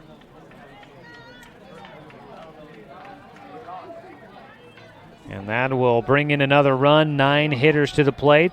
Grants Pass will bat through here in the 4th inning. They've scored 4 times and now lead 5-2. And out to the mound will go head coach Scott Shaver, and he will take the baseball. That'll do it for Cade Meisner here in today's ball game. He started out strong, but this 4th inning has done him in. We've got our first Shelby and Miguelena Construction called to the pen. Your local leaders for any project, big or small. 30 years of quality, affordable work. Call Shelby and Miguelena or visit their website, webuildhouses.com. Jonathan Stone takes over on the mound back after this 60-second break here on 1490 The Score. It's easy to spot people who participated in high school sports and activities. Right on time. They learned important lessons like leadership, teamwork, respect. Hey, our meeting moved to 10. We'll be ready. Values that last a lifetime. We need to focus on 3 factors. Support high school sports and activities in your community. When kids take part, they get set for life.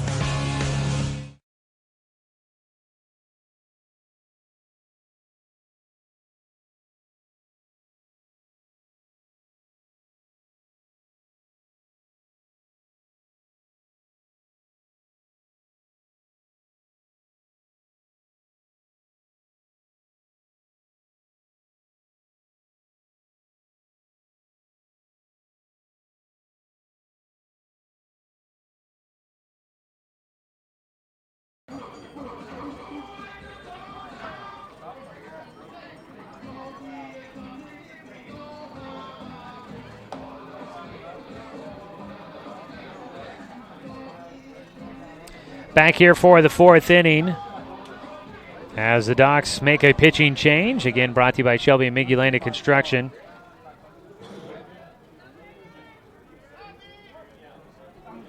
Jonathan Stone will take over for Cade Meisner. Score 5-2 in favor of Grants Pass. First delivery in for Jonathan Stone here in 2018. He faces Braden Bellum and he gets strike 1. The 0-1 delivery, it's fouled back for strike 2.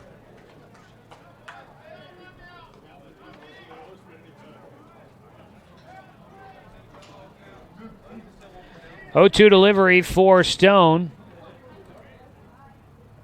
Winds and fires with the bases loaded and 2 outs. He'll miss outside for 1-2 count. Tough spot for him to come in here. Bases loaded. He inherits the runners from Cade Meisner. He does have 2 outs to try and just get one more here. The 1-2 high for ball 2. Meisner lasting 3 2/3 innings.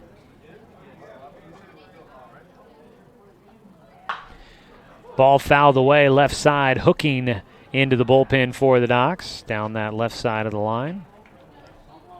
Stays a 2-2 count here for Braden Bellum, who started out this inning with a soft liner out to right center. Got on base. He scored. That was the first of 3 straight singles given up by Cade Meisner. He hit a batter and then gave up another single as the inning continued on. Fastball down the middle, well hit out towards left center. That's going to bring in a couple. 1 run in, another will score as Zach Holland chases it to the warning track. A 3rd run is heading to the plate, and it will clear the bases. A double for Braden Bellum. He's 2 for 2 here in the 4th inning. He got a fastball down the middle and was able to take it all the way to the warning track. Drives in 3, and Grants Pass has built a big lead here in the 4th inning. Runner out at second with 2 down. 3 runs come in. Junior Brisbane scores. Sean Tobin scores. And Peyton Calabro scores from first. A lefty will stand in. Matt Knight swings and misses for strike 1.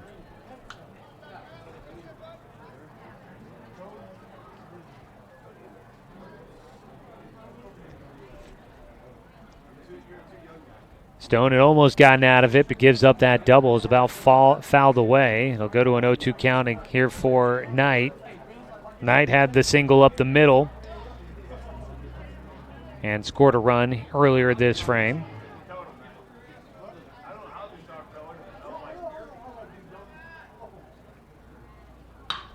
He'll put this one in play. It gets into left field for a base knock. Holland comes up with it. He'll hold the runner from advancing at third. And you've got runners on the corners as the inning continues. Grants Pass finding their offense here in the fourth inning. Let's see here. 1, 2, 3, 4, 6 hits here in the fourth. Runners on the corner, still 2 away. Our score 8-2 in favor of Grants Pass, top of the fourth inning. Jonathan Stone on the mound will face Andrew Ide. He takes a pitch outside for a 1-0 count.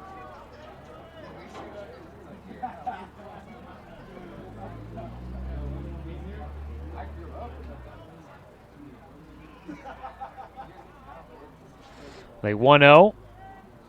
Catches the bottom of the strike zone for a 1-1 count here against Ide.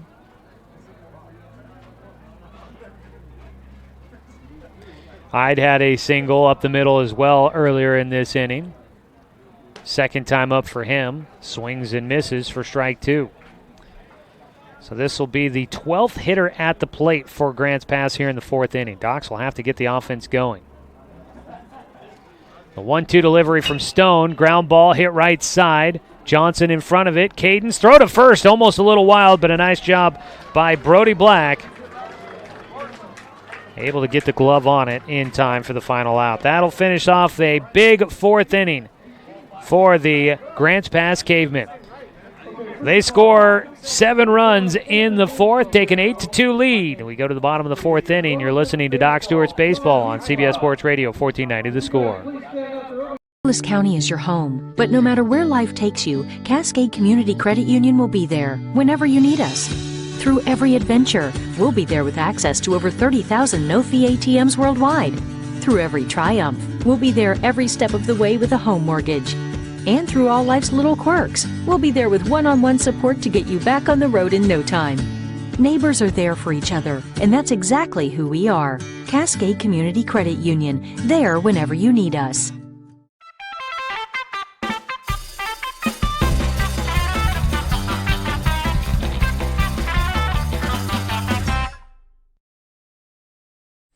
Gotta go with barbecue. Cracked pepper. Spitz cracked pepper. Spitz cracked pepper. Aunt Carol's barbecue seeds. Barbecue. Ranch. Barbecue. Barbecue. Ranch.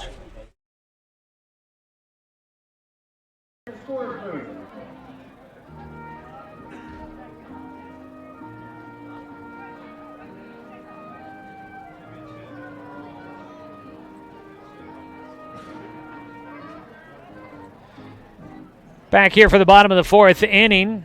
Zach Mandera will lead things off. 7 runs on 6 hits, no errors, and 2 men left on base for Grants Pass there in the top of the fourth as they build an 8-2 lead on top of the Doc Stewarts. This half inning brought to you by Chuck Sorman Family Auto Repair. Are you ready to go where life takes you? On the mound, Peyton Calabro now with some cushion to work with, but he gives up a first pitch single to left field for Zach Mandera. Zach was at the plate to finish out the third inning when Brody Black got picked off at first, so Zach got to stand back in with a fresh count, and he takes advantage of the first pitch he sees from Calabro and sends it into left field, his first hit of the evening. 1 on, nobody out for the Docs here. Cody Johnson, stands in. The shortstop 0 for 1 tonight. Throw over to first, Zach back in safely. Cody Johnson started out the evening batting .167, a slow start for him here during the summer. He did well during the high school season with the Roseburg Indians.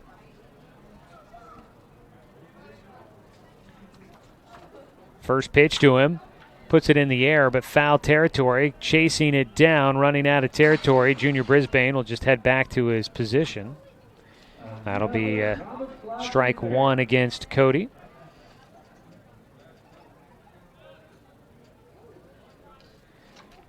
Cody Johnson, during the spring season with the Indians, hit .352. He was a .278 batter last summer with the Docs as he takes a strike and a stolen base. Oh, no, that pitch high. Stolen base for Zach Mandera as he gets in. Out of the glove, the catcher, Taden Cropland, mishandled the baseball and didn't get a chance to throw on down to second. 1-1 count with now a man in scoring position for the Docs, trying to cut into this 6-run deficit. Johnson at the plate with the wood bat in hand. He'll take a strike on a breaking ball. Docs will be playing a wood bat tournament up in Eugene starting on Friday. The tournament starts tomorrow, but only one game getting played. Docs will play one on Friday at 11:30 in the morning. 11:30 in the morning. And then they will play a doubleheader on Saturday. 1-2 pitch for Johnson. Fouls it away to stay alive.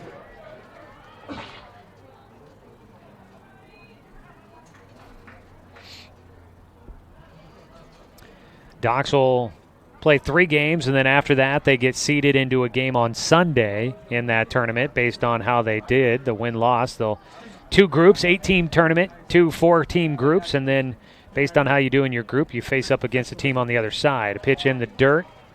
We'll take it to a 2-2 count for Cody Johnson.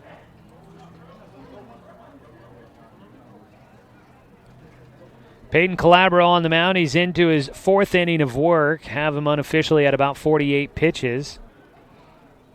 He has given up 4 hits and 2 runs so far. Make it 5 hits with the hit to Mandera here in this 4th inning. 2-2 pitch for Calabro to Johnson. He kicks and fires in. Johnson lets it go by, and so does the catcher. Up to third base will go Mandera. Wild pitch.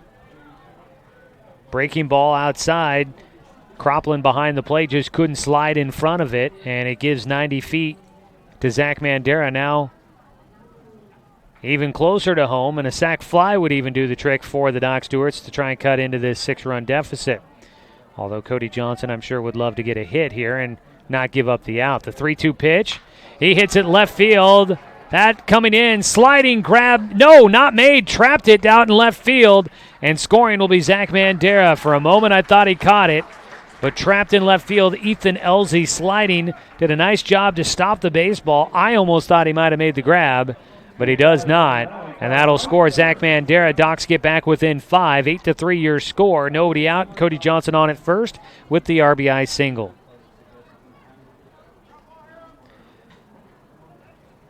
Good effort there by Elzy out in left field. I legitimately thought he might have made the catch and was worried that Zach Mandera was going to get doubled off at third.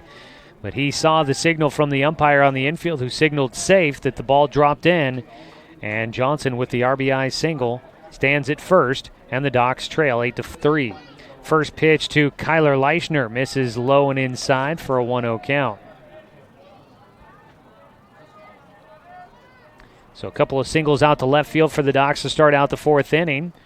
Grants Pass started it out with 3 straight singles. Can the Docs match that effort with Kyler Leischner at the plate? The 1-0 pitch. Johnson running. Breaking ball in for a strike. Throw to second. Low and not in time. And Cody Johnson will pick up a stolen base. Docs aggressive on the base path so far today.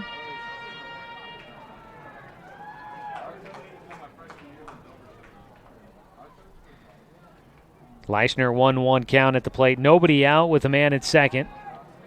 The middle infielders holding the runner on. Pitch in and low. 2 balls, 1 strike against the Doc Stewart's catcher. 0 for 1 today for Leischner.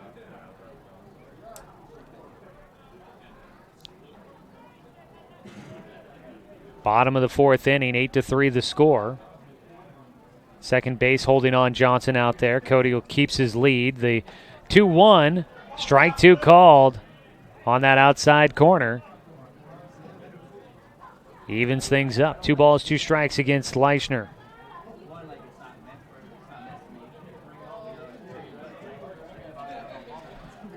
Kyler looking for his first hit. Grounds it left side into the hole at short. The play across the diamond. Not in time. Leischner beats it out by a half step. Racing down the line. Long throw for Sean Tobin to get it there. Didn't have enough zip on it. And Leischner able to beat out the throw. The infield single puts runners on the corners with nobody out, and the Docs do match. the start of the fourth inning that Grants Pass had. They get 3 straight singles to match. Docs have already scored 1. We'll see if they can continue the success here with Caden Johnson at the plate. A pickoff throw to first. Back in safely goes Leischner. Catching whiffs of the ballpark here. The goods from the Lions Den down there, always feeding everybody. I don't think anybody goes home either hungry or unhappy with what they've gotten from the Lions Den, that's for sure. Pitch in the dirt. Leischner takes off. No throw to second.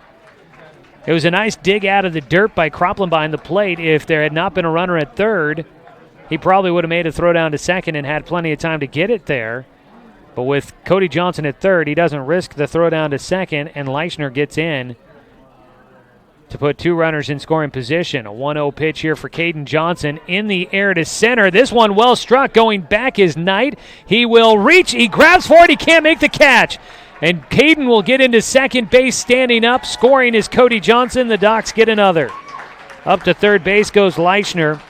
Matt Knight misread that one and didn't get back in time. He misplays it, and it'll be a double for Caden Johnson. He scores 1.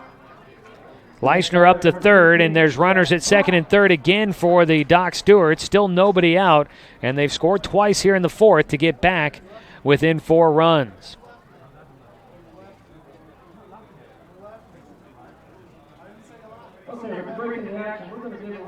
A visit out to the mound here for the Grants Pass coaching staff. That ball got going off the bat there of Caden Johnson. I didn't think it had quite as much pop as it looked like it had, and a nice job to almost get to it by Knight after the misread to start. I think it caught him off guard as well. Again, the Docs playing with wood bats here today. I don't know if that makes it deceiving for a fielder a little bit more. Maybe you don't expect the ball to fly and carry as much because those metal bats have so much pop behind them. So 4 straight hits to lead off things here in the fourth inning for the Doc Stewarts. Grants Pass had the big frame in the top of the fourth, getting 7 runs on 6 hits. Docs so far 2 runs on 4 hits, seeing if they can keep it going. Jet Black, 1 hopper to short. That'll score a run. Tobin's throw to first gets there in time. Now trying to take third. Caden Johnson in ahead of the throw. He'll get into third. The ground out gets an RBI for Jet Black. 6-3 the put out. 1 away. A run comes in. Docs get their 3rd run of the fourth. Caden Johnson gets 90 feet closer to home. Nice job by Johnson to read the play and take the base.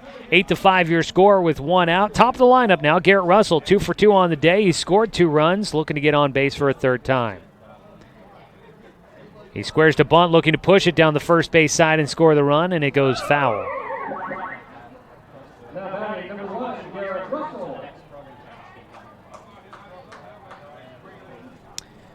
Russell looking to get that push bunt to score the run, and the defense for Grants Pass hasn't adjusted. First baseman Braden Bellum still playing deep down at first. If Russell can get it down that first base line, it'll score a run. He does. Picked up by the pitcher. Now a race to the bag. Russell out at first, but the run does score. Peyton Calabro fielding and running to the bag because the first baseman, Braden Bellum, was going to cover on the bunt and left the bag vacant. Russell, with the speed, almost beats it out. A head-first dive, not going to get him there in time, but he picks up an RBI on the sac bunt, executed to perfection. Caden Johnson scores, and the Docs are back within 2. Manufacturing runs nicely here as the pitch in the dirt bounces away from the catcher. And at the plate, Zach Holland will have a 1-0 count. It really, to me, Braden Bellum was way out of position. If that ball was more down the line, Russell might have even gotten on safely with his push bunt, but nonetheless, he gets the sac bunt down to score Caden Johnson. That seemed almost too easy. A 1-0 pitch for Holland. Hard hit right side. It gets through the infield. The lefty will pull it to right field. Gets on with a 2-out single. 5th hit of the frame for the Doc Stewarts, and they still have life as they try to climb back in and tighten the score even more, trailing 8-6 at the moment.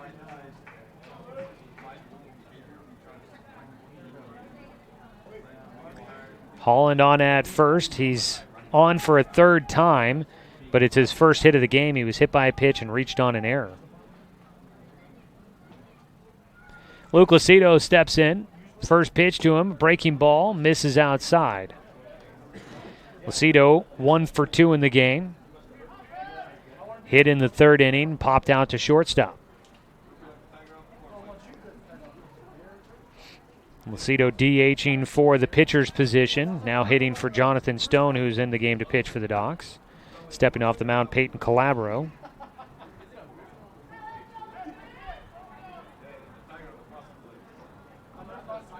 Cade Meisner started the game for the Docs. Was doing well through the first 3 innings, but started the 4th inning, did him in. As Lucido puts this one in the air, could be playable, foul territory, first base side, and the play made by Braden Bellum to finish things off here in the 4th. The Docs send 8 hitters to the plate, and they're able to get back into this one, responding to the 7 runs scored by Grants Pass in the top of the 4th. The Docs get 4 runs of their own here in the bottom, as they make it an 8-6 ball game, trailing by 2 as we start the 5th inning here on CBS Sports Radio, 1490 The Score.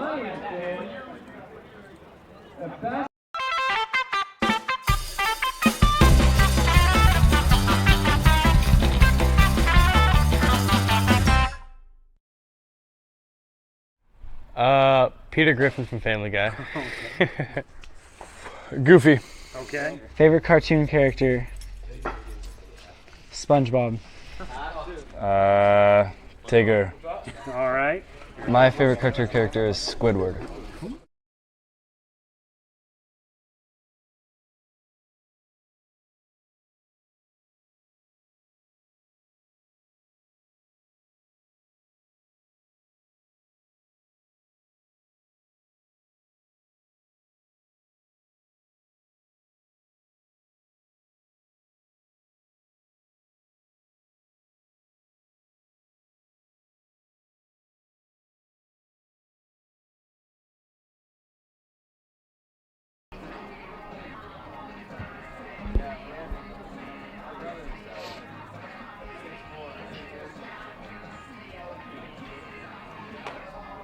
Start out the 5th inning, Doc Stewart's trailing 8-6 against the visiting Grants Pass Cavemen. Docs looking to get to a 3-game winning streak, would be their first winning streak of the season if they can fight their way back after giving up 7 runs in the top of the 4th inning. Docs Baseball today brought to you by Dr. Alanson Randall. For new patients, mention the code Perfect Smile and receive a free exam and x-ray. Speaking of Dr. Randall, the newly minted single-A team, the Dr. Randall Crowns, as we're going to call them. See if anybody gives us any grief on that one. They were in action earlier today. They sweep their season opener, a doubleheader at Cascade Christian, win 11-7 and 11-4. Congratulations to Noah Miller and his squad, starting out the season 2-0. That is a look at your Garrettson Building Supply scoreboard update, offering a wide range of high-quality lumber, plywood, and building-related materials. Garrettson Building Supply, supporting our Douglas County community for over 90 years. First pitch of the 5th inning is a strike from Jonathan Stone as he fires into Ashton Durler. Hitting for a 3rd time today. He is 0 for 1, hit by a pitch and scored a run. He does have an RBI on that hit by pitch. He fouls it back to the screen for strike 2. So continuing to look at that Garrettson scoreboard update, of course, the Randalls 11-7, 11-4, sweep their opener. That's pretty cool. Also going on tonight, Willamette Valley at Corvallis to start out their season. Another Area 4 team getting things underway. Swing and a miss for Ashton Durler. And that'll be the first strikeout for Jonathan Stone on the season, the pitcher for the Doc Stewarts. And strikeouts, of course, brought to you by Joe's Towing. One away, Junior Brisbane will stand in. The right fielder takes a pitch outside for ball 1.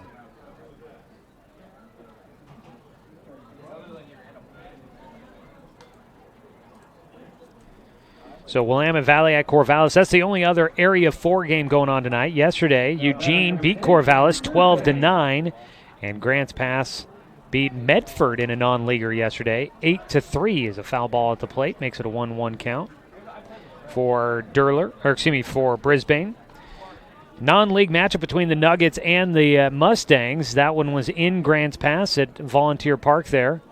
And Grants Pass getting the 8-3 victory over the Mustangs. A nice early season victory there for Mike Reese and his squad in Grants Pass. Ball fouled away again. And a 1-2 count now for Brisbane. Looking at the Area 4 standings, games played through yesterday. Of course, these are all non-league games. No league games yet played. As a 1-2 delivery here for Stone. Misses outside. 2-2 count. Leading the way at the top, undefeated record, 3-0, Eugene Challengers. Grants Pass Nuggets, not the team we're facing tonight, but the Grants Pass Nuggets were 4-1 after last night's win over Medford as a pitch misses outside. Full count. Full count now for Jonathan Stone against Brisbane. One away, nobody on base. He kicks and fires. Gets a swing and a miss for strike 3. Another Joe's towing strikeout for Jonathan Stone. 9-hitter Ethan Elzey will step in next. Elzey, the left fielder, 0 for 2 in the ballgame, struck out looking his last time up. First pitch, right down the middle for strike 1.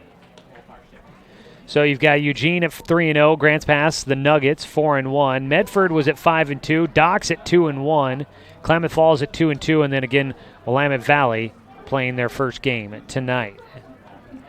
So that is a look at the standings so far here. Early going, only about the first. Let's see, we started our season on Sunday, so we're not even a week old with the Doc Stewart season.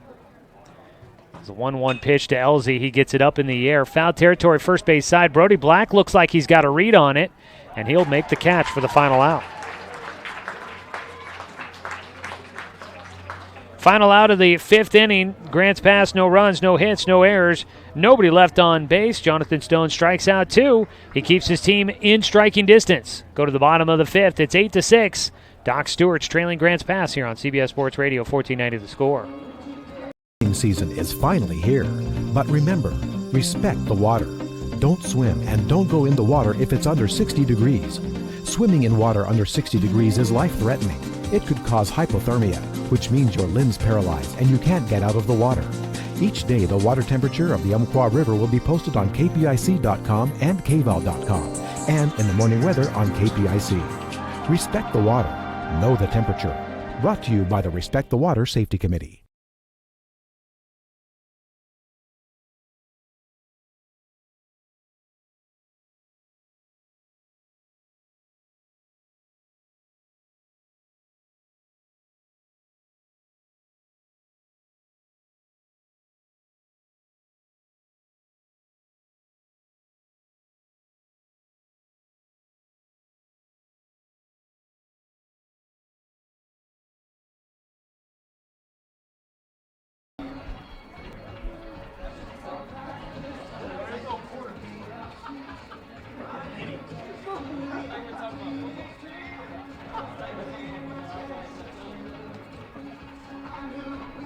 Bottom of the 5th inning, Doc Stewart's trailing 8-6 against the Grants Pass Cavemen.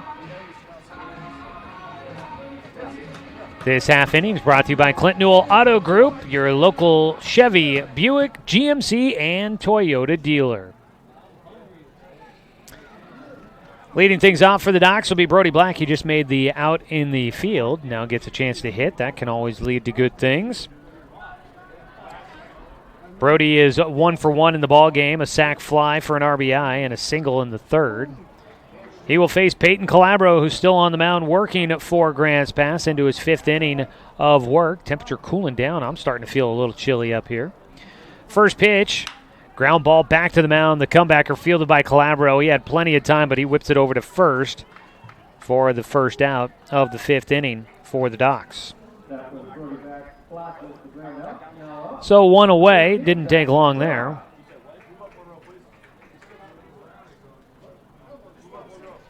Up next is Zach Mandera, 1 for 2 on the day for him. First pitch swinging out towards right field, well struck. Brisbane going back, it's over his head. It's going to roll to the warning track. Mandera to second, he's rounding, going for 3. A relay throw, not going to get there in time. He's in with a stand-up triple.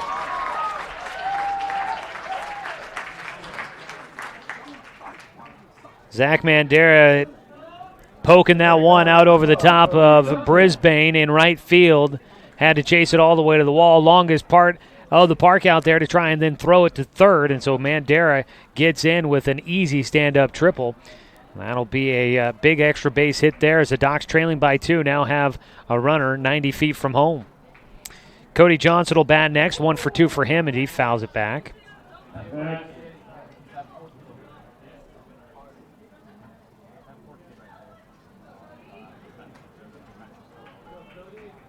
Cody had a single in the 4th inning, one of 4 straight hits to lead off the 4th. One of those a double. That's the only other extra base hit for the Docs here today. A one-hopper to third. It gets by the third baseman, Andrew Hyde, into left field, and the Docs are 1 run away from tying the ball game up. Mandera will score on the error at third base. The next batter, number 9, Connor Leishner. Johnson gets on. Second error of the game for Grants Pass. It's a chopper ground ball there to third, but I think it took a mishopped on Ide. And so he did not, was not positioned well. First pitch in for Kyler Leishner, fouled away. Took one of those legendary Legion Field hops through the infield. Leishner today, 1 for 2 as well. Had a single to left field in the 4th. Actually, it was an infield single to shortstop, and he beat out the throw. He takes a strike, has an 0-2 count. Johnson looked as if he was going to try and take off. Did not. Behind the plate, Cropland was quick out of his stance to try and throw. 0-2 delivery coming up here. Calabro trying to keep the lead in Grants Pass' favor on top 8-7. Pitch outside. Johnson back to the bag. Cropland, a nice job ranging well to his right to get to that one. 1 ball, 2 strikes against Leishner. Game tying run on at first base for the Doc Stewarts here in the bottom of the 5th. Throw over to first base. Calabro will not get Cody. Nobody throwing for the Docs in the bullpen after the change to Jonathan Stone on the mound. Nobody has been throwing for Grants Pass from what I've been able to tell. Grants Pass yesterday rode Ethan Elzy, who's out in left field now for 4 innings. Johnson running, hit and run on, and it will work out into left field. Leishner, a base hit. Johnson will go all the way to third. He's in standing up. Leishner with the hit and run. 2 for 3 today for Kyler. First to third for Cody Johnson, and the Doc Stewarts have the go-ahead run on at first, game-tying run on at third, only 1 out here in the bottom of the 5th. The offense continues to come around nicely for the Docs here in the early going of the season. Number 2, Jacob Luther. Jacob Luther will get a chance to hit now. He stands in for Caden Johnson. May make the defensive switch here. Luther has started at second a few times, and Caden's been at second base to start the game. First pitch for Luther is outside, ball 1. Coach Scott Shaver may also be looking to just try and get some guys some at-bats here to experience hitting with the wood bat. And they'll be doing that throughout the upcoming weekend at the wood bat tournament up in Eugene. The 1-0 pitch for Luther in the air, out towards left center on the run. It's caught by Matt Knight, tagging and heading for home. Cody Johnson will tie the game up. 8-8 our ball game. Sacrifice fly for Jacob Luther. Picks up an RBI. That was a well-struck ball, but just a great play by Matthew Knight in center field to get to it. He makes the catch. 2 down.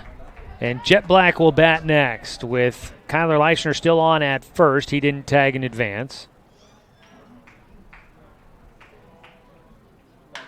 First pitch swinging will find the alley in right center. Jet will get his first hit of the day. He's heading for 2. Leischner's heading for 3, and they'll hold him late. Coach Shaver was waving him around from the get-go, but he makes the late stop, putting up the stop sign as Leischner was starting around third. Second and third for the Docs, a double for Jet Black, third extra base hit of the ballgame for the Doc Stewarts. And to the top of the lineup now, Garrett Russell will get a chance to hit and then visit out to the mound for the coaching staff for the Cavemen.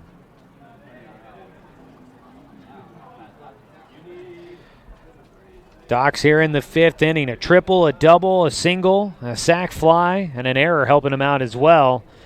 They've been able to get 4 of the 5 runners they've had up. Let's make it 4 of the 6 hitters that they've had up to the plate here in the 5th have been able to reach base. And they've got runners at second and third with 2 down. And the game now tied 8-8, and the go-ahead run 90 feet from home.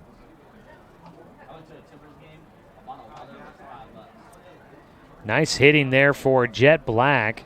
First pitch he sees, he takes it opposite field to the right center alley. And able to pick up a double that he made it look easy getting into second quickly. Been noticing that about Jet here in the summer season. I don't recall this so much during the Roseburg High School season. Got to see him play a lot there, but he has been going opposite field quite a bit out of that 9 spot in the lineup, but he has been making a lot of good contact. He stands at second, takes a nice lead. Leischner at third, and at the plate is Garrett Russell. He'll slap one right side. It gets over at first into right field for a base knock, and he's got extra bases. 1 run in to give the Docs a lead, and 2 runs will score on the double for Garrett Russell. Back-to-back doubles for the Docs here in the 5th with 2 outs, and they score 2 more runs. Leischner scores from third. Jet Black scores from second. And on at second base is Garrett Russell, and the Docs put 2 more on the board and lead 10-8. Line drive shot just got over the top of the outstretched glove Braden Bellum had above his head at first. He couldn't get it, and it rolled down the line. Brisbane with a long way to run, and with the speed, Garrett Russell easily into second, and Jet Black easily around from second to score. 4 runs in here in the 5th. Docs lead 10-8. At the plate, Zach Holland, the lefty, will take in the dirt for ball 1.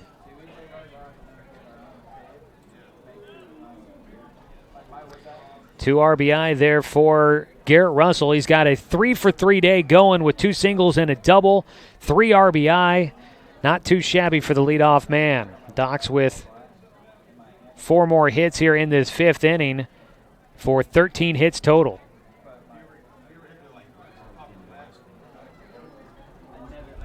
We will get a pause here for a moment.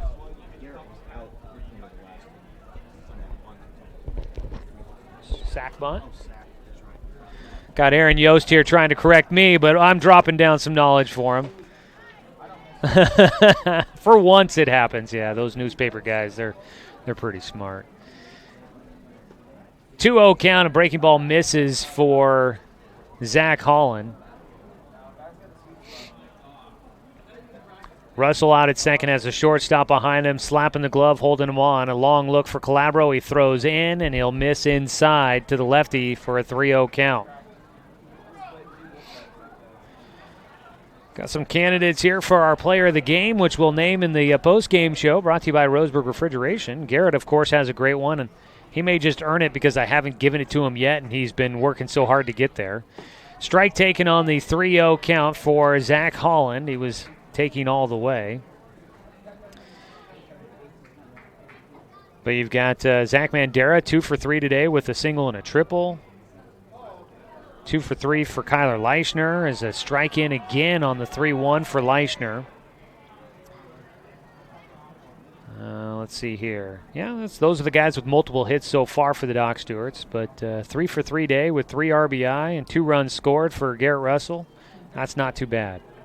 The 3-2 pitch. Holland gets underneath one out towards right field. On the run is Brisbane. He won't get to it. It'll fall in. He's heading for a double. He'll be standing in. Holland crashing into the shortstop on the bag, but he scores Garrett from second. Another run in for the Doc Stewarts. Their third straight double here in the fifth inning. And the Doc Stewarts continue to regain the lead. They were up 2-1 after 3 innings of play, but a 7-run fourth inning for Grants Pass gave them an 8-2 lead. Docs got 4 runs back, but still trailed 8-6. But here in the bottom of the fifth inning, they have now scored 5 runs, and they lead 11-8, and that might just be it for Peyton Calabro on the mound here in the fifth inning. It looks like Grants Pass will make a call to the pen, which is brought to you by Shelby and Migulena Construction, your local leader for any project, big or small. 30 years of quality, affordable work. Call Shelby and Migulena or visit their website, webuildhouses.com. New man on the mound for Grants Pass. We'll tell you who it is when we come back. Docs lead 11-8. Pitching change back after this 60-second break here on 1490 The Score. Season is finally here, but remember, respect the water. Don't swim and don't go in the water if it's under 60 degrees. Swimming in water under 60 degrees is life-threatening. It could cause hypothermia, which means your limbs paralyzed and you can't get out of the water. Each day, the water temperature of the Umpqua River will be posted on kpic.com and kval.com, and in the morning weather on KPIC. Respect the water. Know the temperature. Brought to you by the Respect the Water Safety Committee.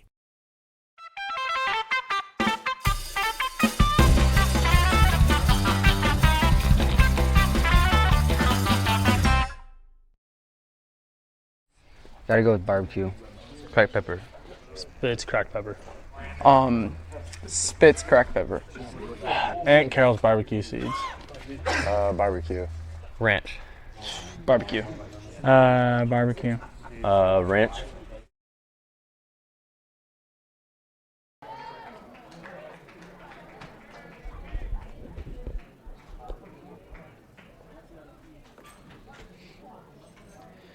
Luke Lucido stands in. He'll face the new pitcher on the mound, Sean Tobin. And the first pitch misses for ball 1.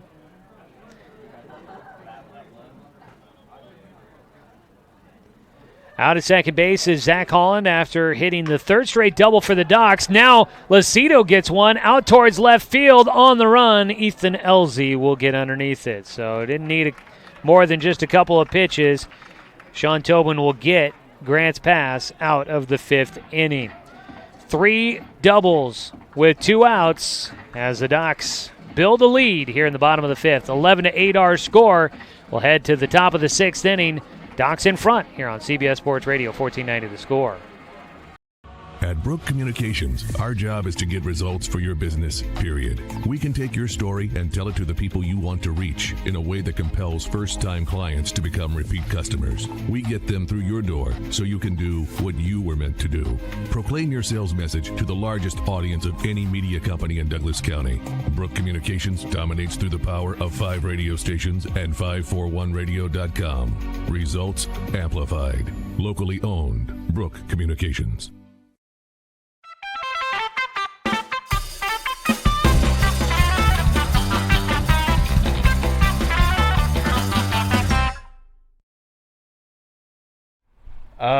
Peter Griffin from Family Guy. Goofy. Okay. Favorite cartoon character? SpongeBob. Tigger. All right. My favorite cartoon character is Squidward.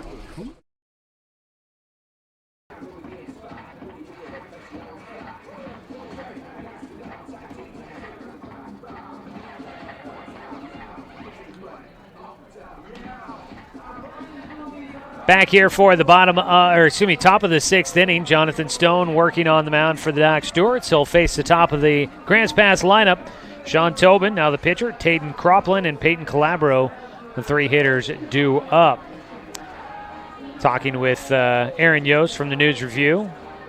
He'll have a full recap of tonight's game in tomorrow's edition of the News Review, and we'll give you a full recap in the post game, brought to you by the News Review Sports section.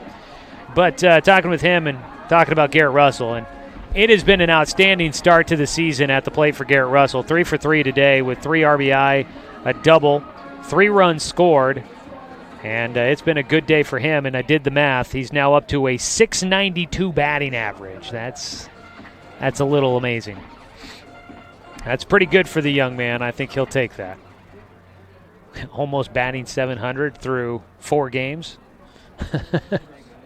That's a little unheard of. Yeah. So we get a defensive change here as we start the 6th inning for the Docs defensively. Jacob Luther will be out at second base after he pinch hit for Caden Johnson. Jonathan Stone on the mound. The first pitch he fires in, misses low and outside for ball 1. The 1-0 delivery. Tobin at the plate takes low for a 2-0 count. Sean Tobin is 0 for 1 in the ballgame. He has 2 walks. He scored a run and has an RBI.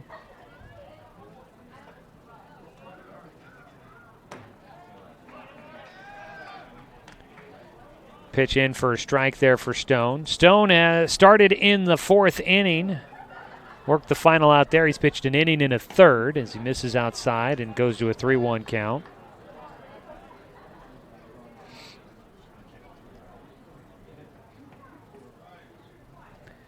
.3-1 delivery, swing and a miss for strike 2.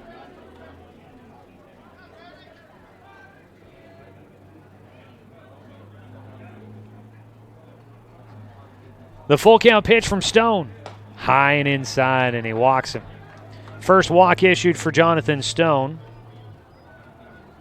He struck out 2 in the 5th inning, so 1 walk and 2 strikeouts for him so far. Man on with nobody out.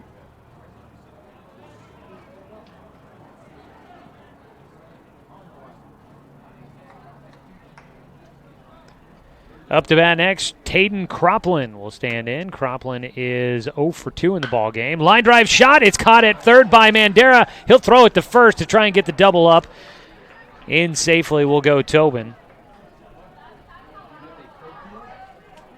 1 away. Quick hands there at third base by Mandera. The next batter, number 7, Jake Calabro. So 1 away and 1 man on. Peyton Calabro stands in. I believe it. I didn't catch it. I believe it was a straight switch. Calabro and the shortstop Tobin. So he's at shortstop as the first pitch from Stone's in the dirt and bounces away. Leishner has to chase it to the backstop, and into second will go Sean Tobin from first base.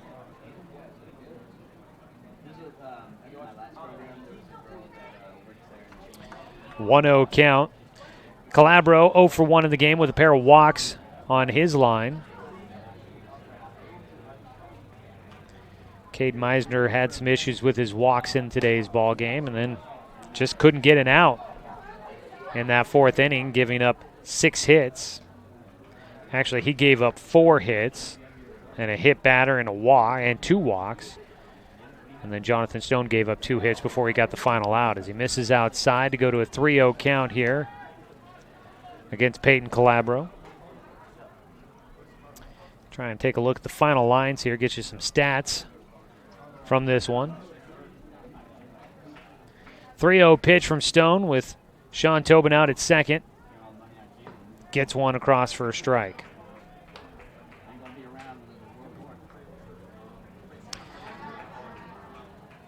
So for Cade Meisner, 3 2/3 innings worked. He had given up 4 hits, 8 runs, 7 earned. Ground ball towards second. Takes a nice hop up for Jacob Luther. Throws over to first to get the second out. Up to third base goes Sean Tobin. Again, Jacob Luther comes in defensively for Caden Johnson at second. 2 down. Braden Bellum will bat next. He is 2 for 3 in the game with 4 RBI. His last time up was a double off of Jonathan Stone. He was the first batter to face Stone, and he fouls off the first pitch.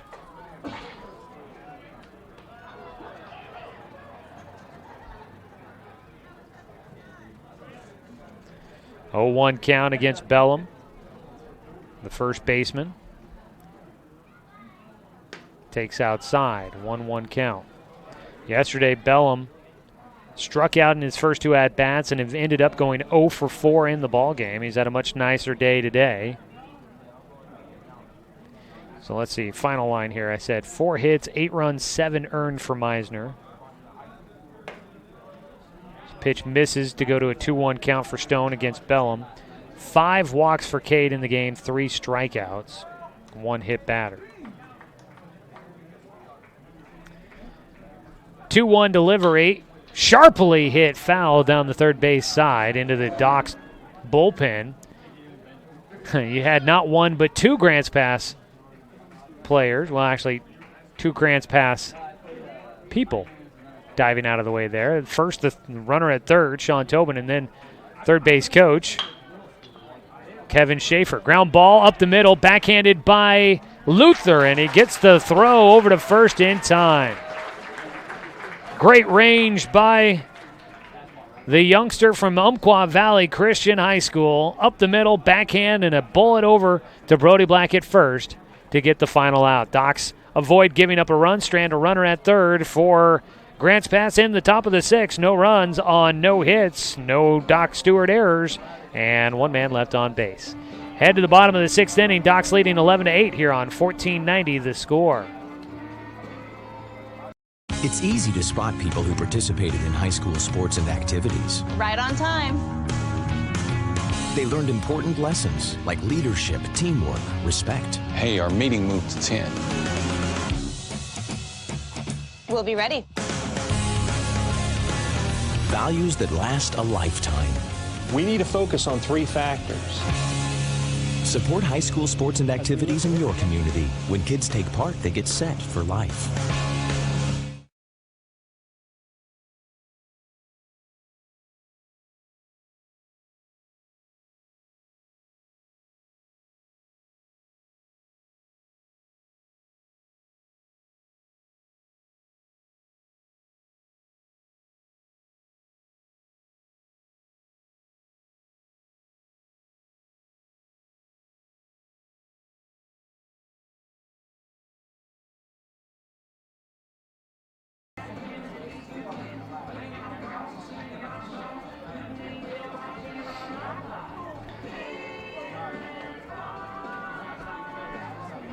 Bottom of the 6th inning, Docs Baseball brought to you by Flyaway Travel. Book your travel plans with their travel experts. Now located at 1445 West Harvard Avenue in Roseburg, Flyaway Travel. Sean Tobin throwing again here in the 6th inning. He took over in the 5th, got the final out. He's thrown 1/3 of an inning. Peyton Calabro did, in fact, go to shortstop defensively, stays in the game. Sun poking through a little bit here as we make our way towards sunset from Legion Field. Shadows starting to pop up across the outfield and the left side of the diamond. First pitch, not thrown in to Brody Black, and he skies it high in the air. It's in foul territory. Trouble! No one will make the play. That one tailing away from the catcher, Cropland. And then Andrew Ide, the third baseman, came in. He probably would have had the best play on it, but by the time he got in there, he was right up next to the catcher, and I think it made it just a little awkward, and nobody, they had the Bermuda Triangle there. Nobody gets to the baseball, and second life for Brody Black after the foul ball. Black stands back in. The 0-1 pitch from Tobin. A breaking ball for strike 2. Brody Black today, 1 for 2 in the game. Had a sac fly in the first. Swings and pulls it towards third. Glove underneath it and across the diamond. Andrew Ide makes the out.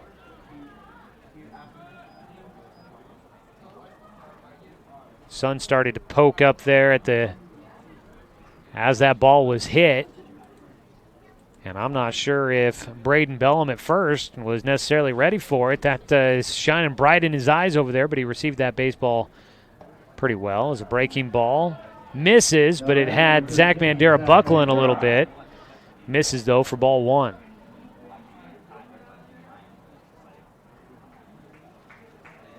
One-0 delivery from Tobin. Swing and a miss for strike 1. Mandera 2 for 3 this afternoon. 11-8 your score as we start the bottom of the 6th inning here. 1-1 pitch from Tobin. Breaking ball catches that inside corner. 1 ball, 2 strikes for Mandera. Tobin looking for out number 2 with nobody on base. Zach chasing a pitch upstairs, gets enough of it to send it to the backstop and stays alive.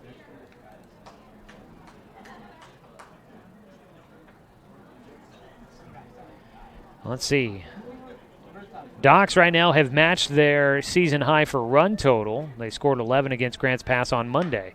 It's a chopper foul for Mandera. Stays with a 1-2 count.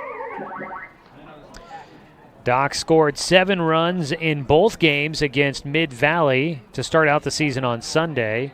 Then put up an 11 spot against Grants Pass on Monday. And now here on Wednesday, they put up 11 runs again, leading 11-8. 1-2 pitch is high.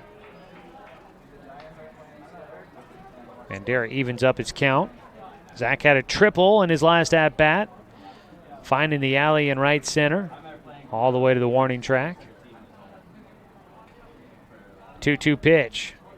Gets underneath it, and it's going to be out of play. Coming up on Friday, Docs will begin that Eugene Woodbat tournament. They take on Siskiyou. It's an 11:30 start time for the game. Our pregame will start at 11:15 from Sweet Johnson Stadium in Eugene. 2-2 pitch from Tobin. A breaking ball misses, goes full.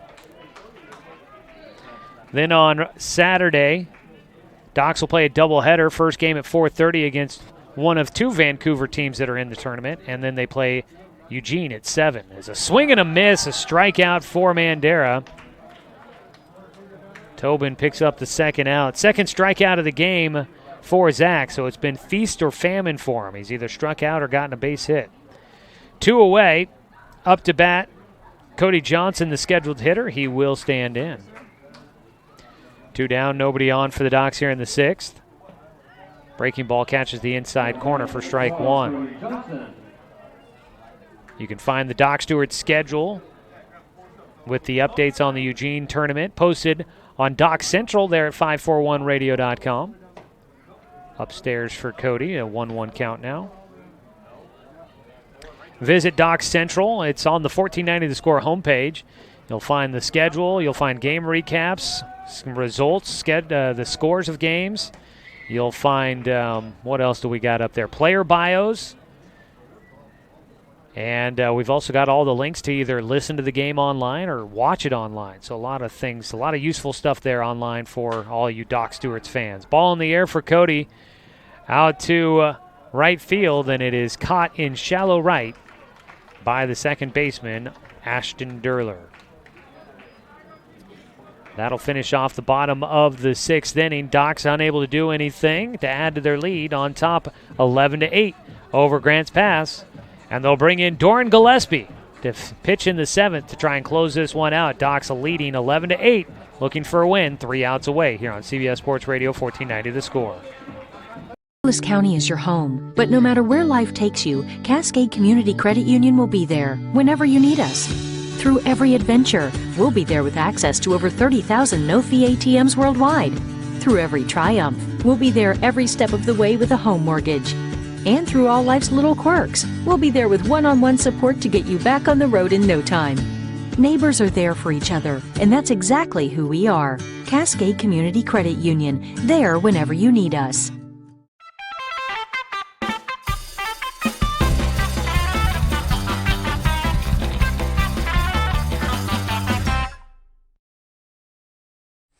Gotta go with barbecue.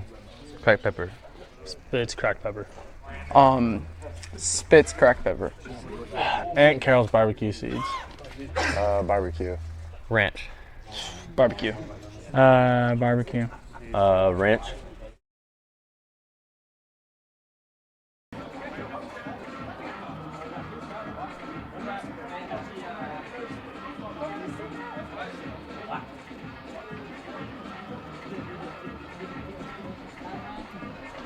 Doran Gillespie will come on in what will be a save opportunity. comes in with a lead no more than 3 runs. And as long as he pitches this full inning, or at least a third of it, well, no, he's got to pitch the full inning to get the save. He's got to be the finishing pitcher as well. So, yeah, save opportunity here for Doran Gillespie in his first appearance on the mound for the Doc Stewarts this summer. Gillespie, where do I have my, here we go. So Jonathan Stone making his first appearance on the mound, and Doran Gillespie as well. So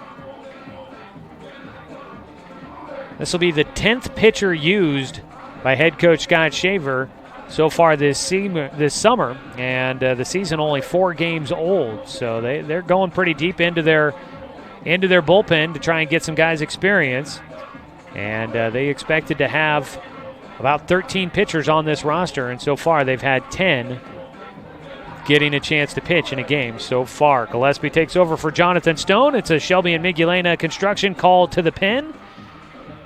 Visit their website, webuildhouses.com. Gillespie takes over for Jonathan Stone, who went 2 1/3 innings, gave up just 2 hits, no runs, 1 walk and 2 strikeouts. Jonathan Stone currently is in line to earn the win. It would be his first of the season and his first appearance. And if the Docs can hang on to this 3-run lead on top 11-8, they'll have a 3-game winning streak as they head to Eugene on Friday to begin the, I believe it's called the Grant Smith. I'll find out. I got it right here. The tournament up there. First pitch to the lefty, Matt Knight, to lead things off. Doran Gillespie gets him to foul it off for strike 1. It is the Grant Smith Wood Bat Tournament presented by the Eugene Challengers in memory of longtime supporter of the organization, Grant Smith. That's coming up on Friday.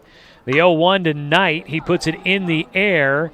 It's on the infield. Cody Johnson tracking it, and he'll make the grab as he tails into the outfield grass. 1 out. Docs need 2 more to finish up the victory and get a season sweep against this Grants Pass team.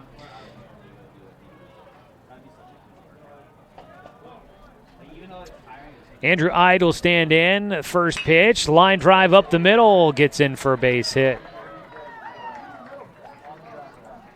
So Ide will keep some hope for the Grants Pass Cavemen. Keep it alive.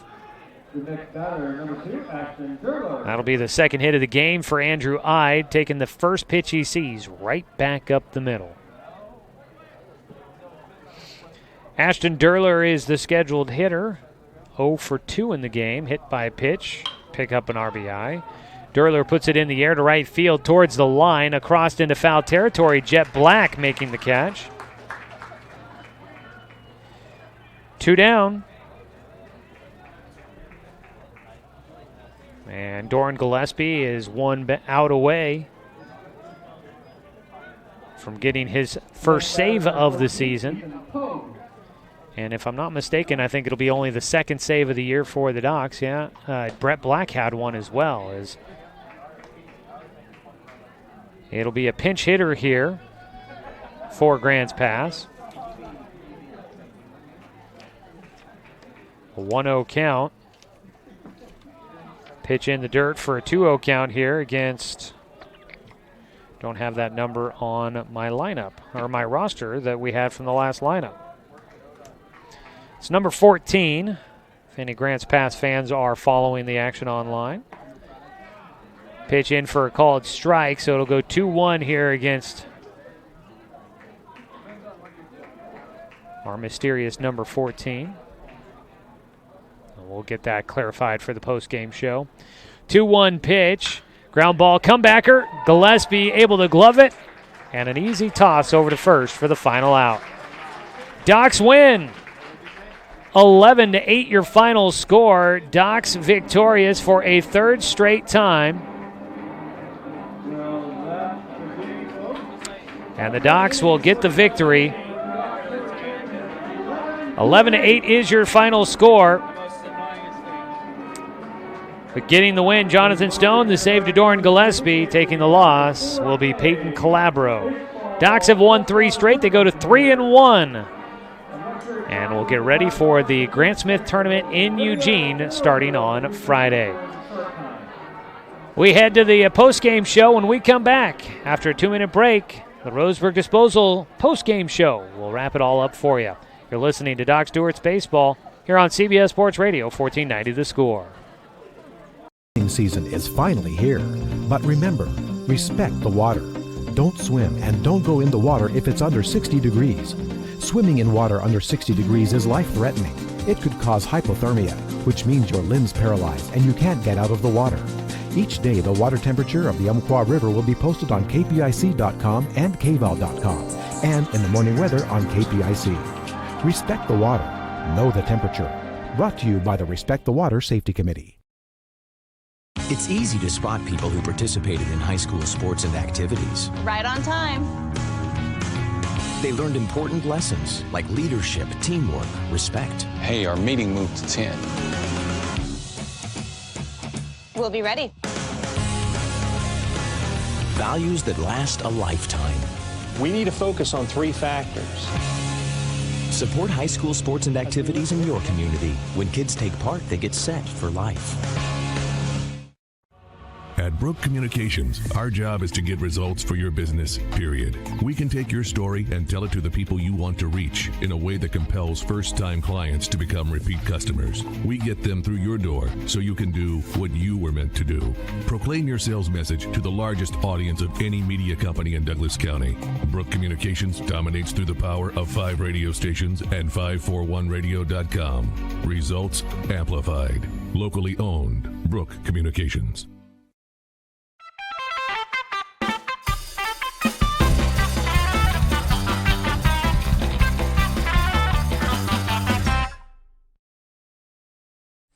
Gotta go with barbecue. Cracked pepper. Spitz cracked pepper. Spitz cracked pepper. Aunt Carol's barbecue seeds. Barbecue. Ranch. Barbecue. Barbecue. Ranch.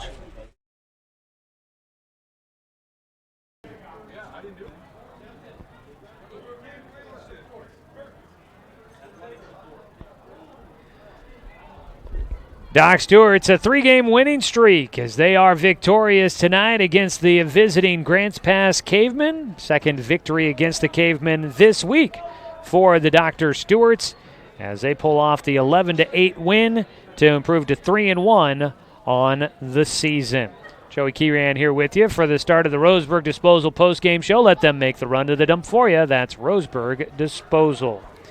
First, I want to say thank you to everybody that stuck through with us through some broadcast technical difficulties today on the radio side of things. Hopefully we'll get everything sorted out on that. It sounds like we're at least limping through at the moment, but we'll hopefully get back to full strength and up and running the way we were meant to be as soon as tomorrow, or if not later tonight. I don't know. We'll find out, but I was here at the ballpark the whole time, and it's the most helpless feeling to know that things aren't going right back at the studio, and I can't come up with the solution off the top of my head and then trying to just figure out, all right, what do we do now?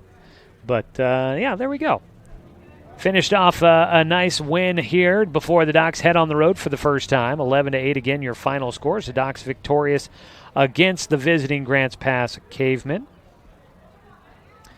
Taking a look at how it played out for you here today as we get you a game recap brought to you by the News Review Sports section. For more on today's game, pick up a copy of the News Review print edition tomorrow in your local stand or on your front doorstep if you've got the subscription. That would be pretty cool if you did. All right, it was a 1-1 game after the first inning. Grants Pass putting a run across in the first inning on a ground out. Back-to-back walks with one out by Cade Meisner, the starter for the Docs. Put a couple of runners on, a pass ball and a wild pitch in there, got him into scoring position. And Braden Bellum brought in the go-ahead run with a ground out in the first inning, gave Grants Pass the 1-0 lead early. Doc Stewart's, though, rallied back, and they got a run back in the bottom of the first. That came on a sac fly by Brody Black, scoring Garrett Russell. It was a 1-1 game until the bottom of the third when the Docs would score a run to take the lead. That run coming in on an error by second baseman Ashton Durler gave the Docs a 2-1 advantage. But that didn't last very long. In the top of the fourth inning, Grants Pass, they seemed to figure out. Cade Meisner led off the inning with 3 straight singles. A hit by pitch brought in a run. Then another single brought in another run. Meisner would get the first out with a strikeout. but then he walked the batter to walk in a run. Got another strikeout to get the second out, but he couldn't finish things off. Walked another batter, and that would be it for him. Jonathan Stone would come in that fourth inning. He gave up a double to his first batter he saw.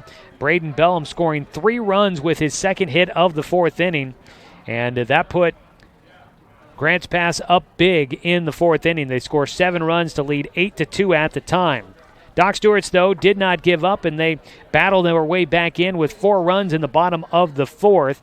They led off with 4 straight hits. Single by Zach Mandera, Cody Johnson with a single, Kyler Leishner with a single. Then Caden Johnson had a double to bring in a run. Docs would get in a couple there to start.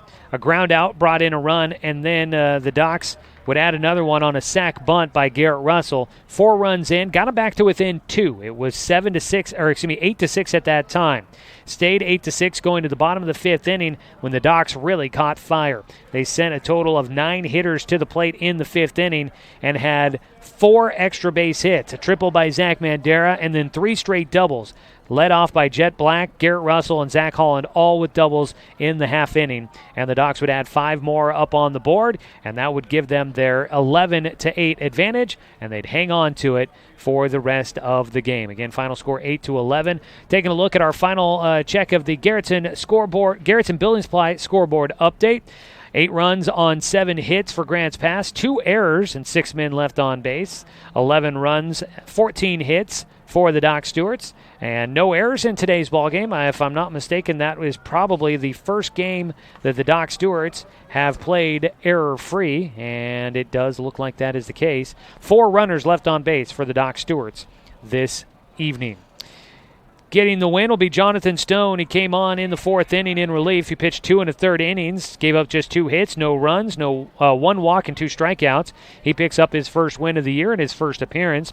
Doran Gillespie gets the save for the Doc Stewarts, pitching the 7th inning, gave up 1 hit, no runs, no walks, no strikeouts. Taking the loss will be Peyton Calabro. He pitched 4 2/3 innings, gave up 14 hits, 11 runs, 6 of them earned, no walks, 1 strikeout, and 1 hit batter. That is a look at just some of the numbers here today and our recap of the action. Again, brought to you by the News Review Sports section. Coming back after this quick break, we will look at some of the offensive numbers for you from today's ball game, and we name our Roseburg Refrigeration Player of the Game. That's Roseburg Refrigeration, your locally owned residential heating and cooling specialist. Back after this final break of the Roseburg Disposal postgame show after this here on 1490 The Score. This county is your home. But no matter where life takes you, Cascade Community Credit Union will be there whenever you need us. We'll be there with access to over 30,000 no-fee ATMs worldwide. We'll be there with an auto loan for your next vehicle. And when you're ready to make your dreams a reality, we'll be there with a home mortgage and one-on-one support every step of the way. Because commitment to our members is reflected in everything we do. Cascade Community Credit Union, there whenever you need us. Swimming season is finally here, but remember, respect the water. Don't swim and don't go in the water if it's under 60 degrees. Swimming in water under 60 degrees is life-threatening. It could cause hypothermia, which means your limbs paralyzed and you can't get out of the water. Each day, the water temperature of the Umpqua River will be posted on kpic.com and kval.com, and in the morning weather on KPIC. Respect the water. Know the temperature. Brought to you by the Respect the Water Safety Committee.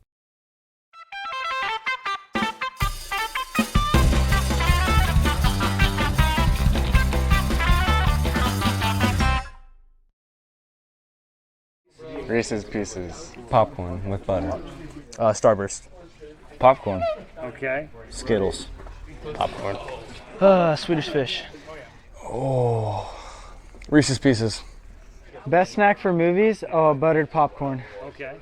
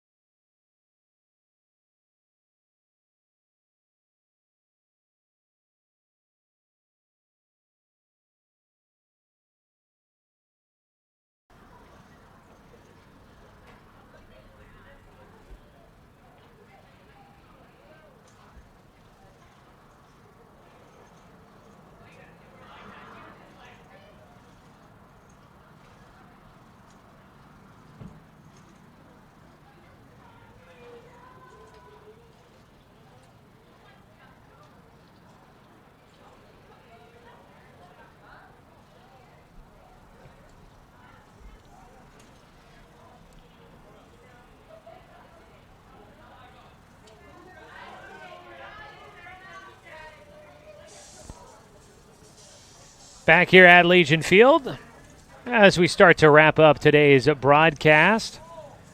Doc Stewart's win 11-8 on top of the Grants Pass Cavemen, as they will improve to 3-1 on the year. Grants Pass falls to 2-4 on the season.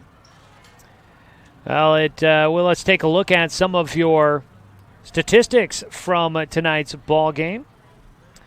Let's take a look first at the visiting squad.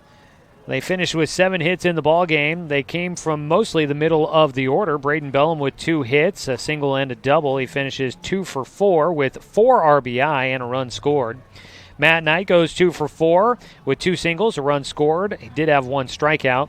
And also going 2 for 4 was Andrew Ide.